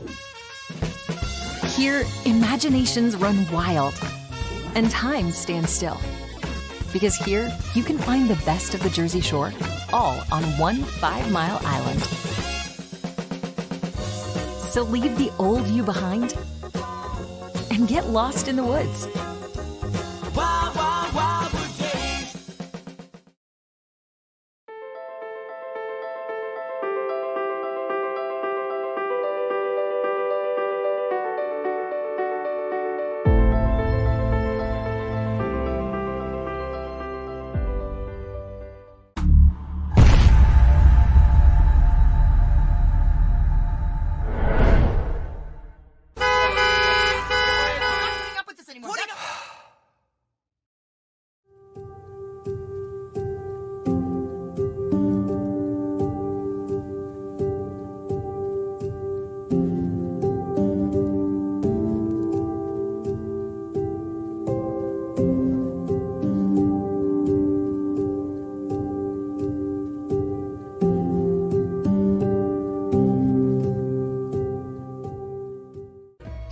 and save in southeastern PA and Delaware with Colony Pools this football season, and let the experts close your pool with a custom Merlin safety cover in green for the birds. And if you join our Winter Watch team, we'll give you another 20% off, and Colony Pools will handle it all.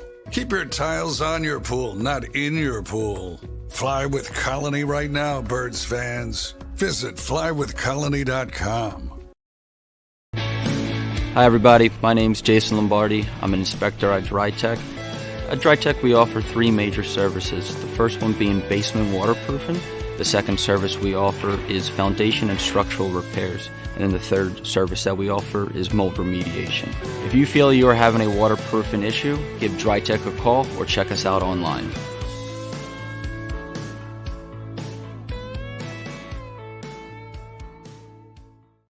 EAGLES, Eagles.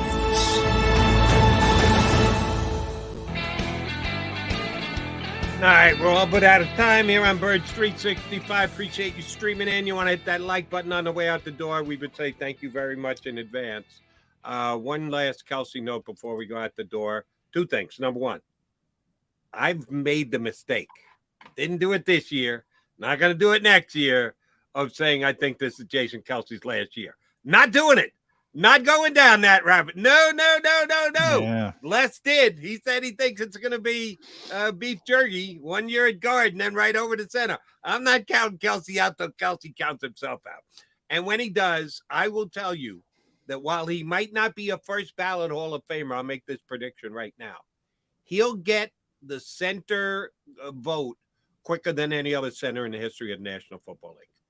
And I haven't done the research.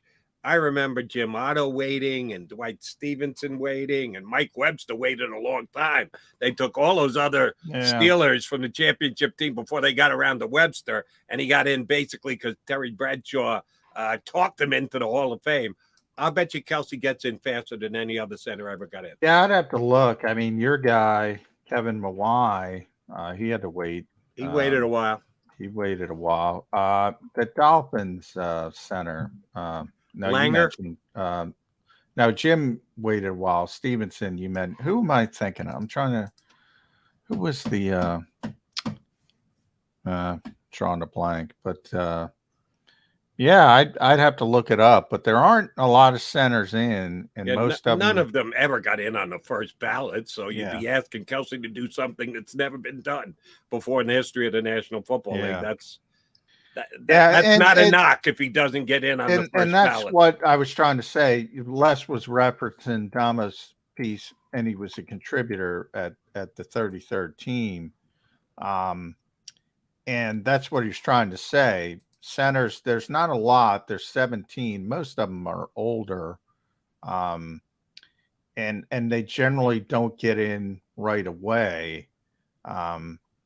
So it's,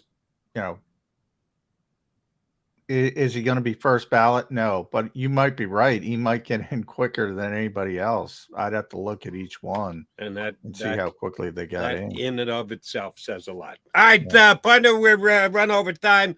I say we do this again tomorrow. You in? Let's do it. You're going to get McMullen and McDonald right back here on Birds 365 in 2 and 2. You've been listening to Birds 365, the destination for the passionate Eagles football fan who bleeds green. If it's Eagles football, we're talking about it. Debate inside the locker room and guests that are some of the greatest football minds from around the region. We hope you enjoyed the show. We know we had a blast. Make sure to like, comment, and subscribe, and we'll be back soon. But in the meantime, hook up with us on social media at JAKIB Sports. See you next time on Birds 365.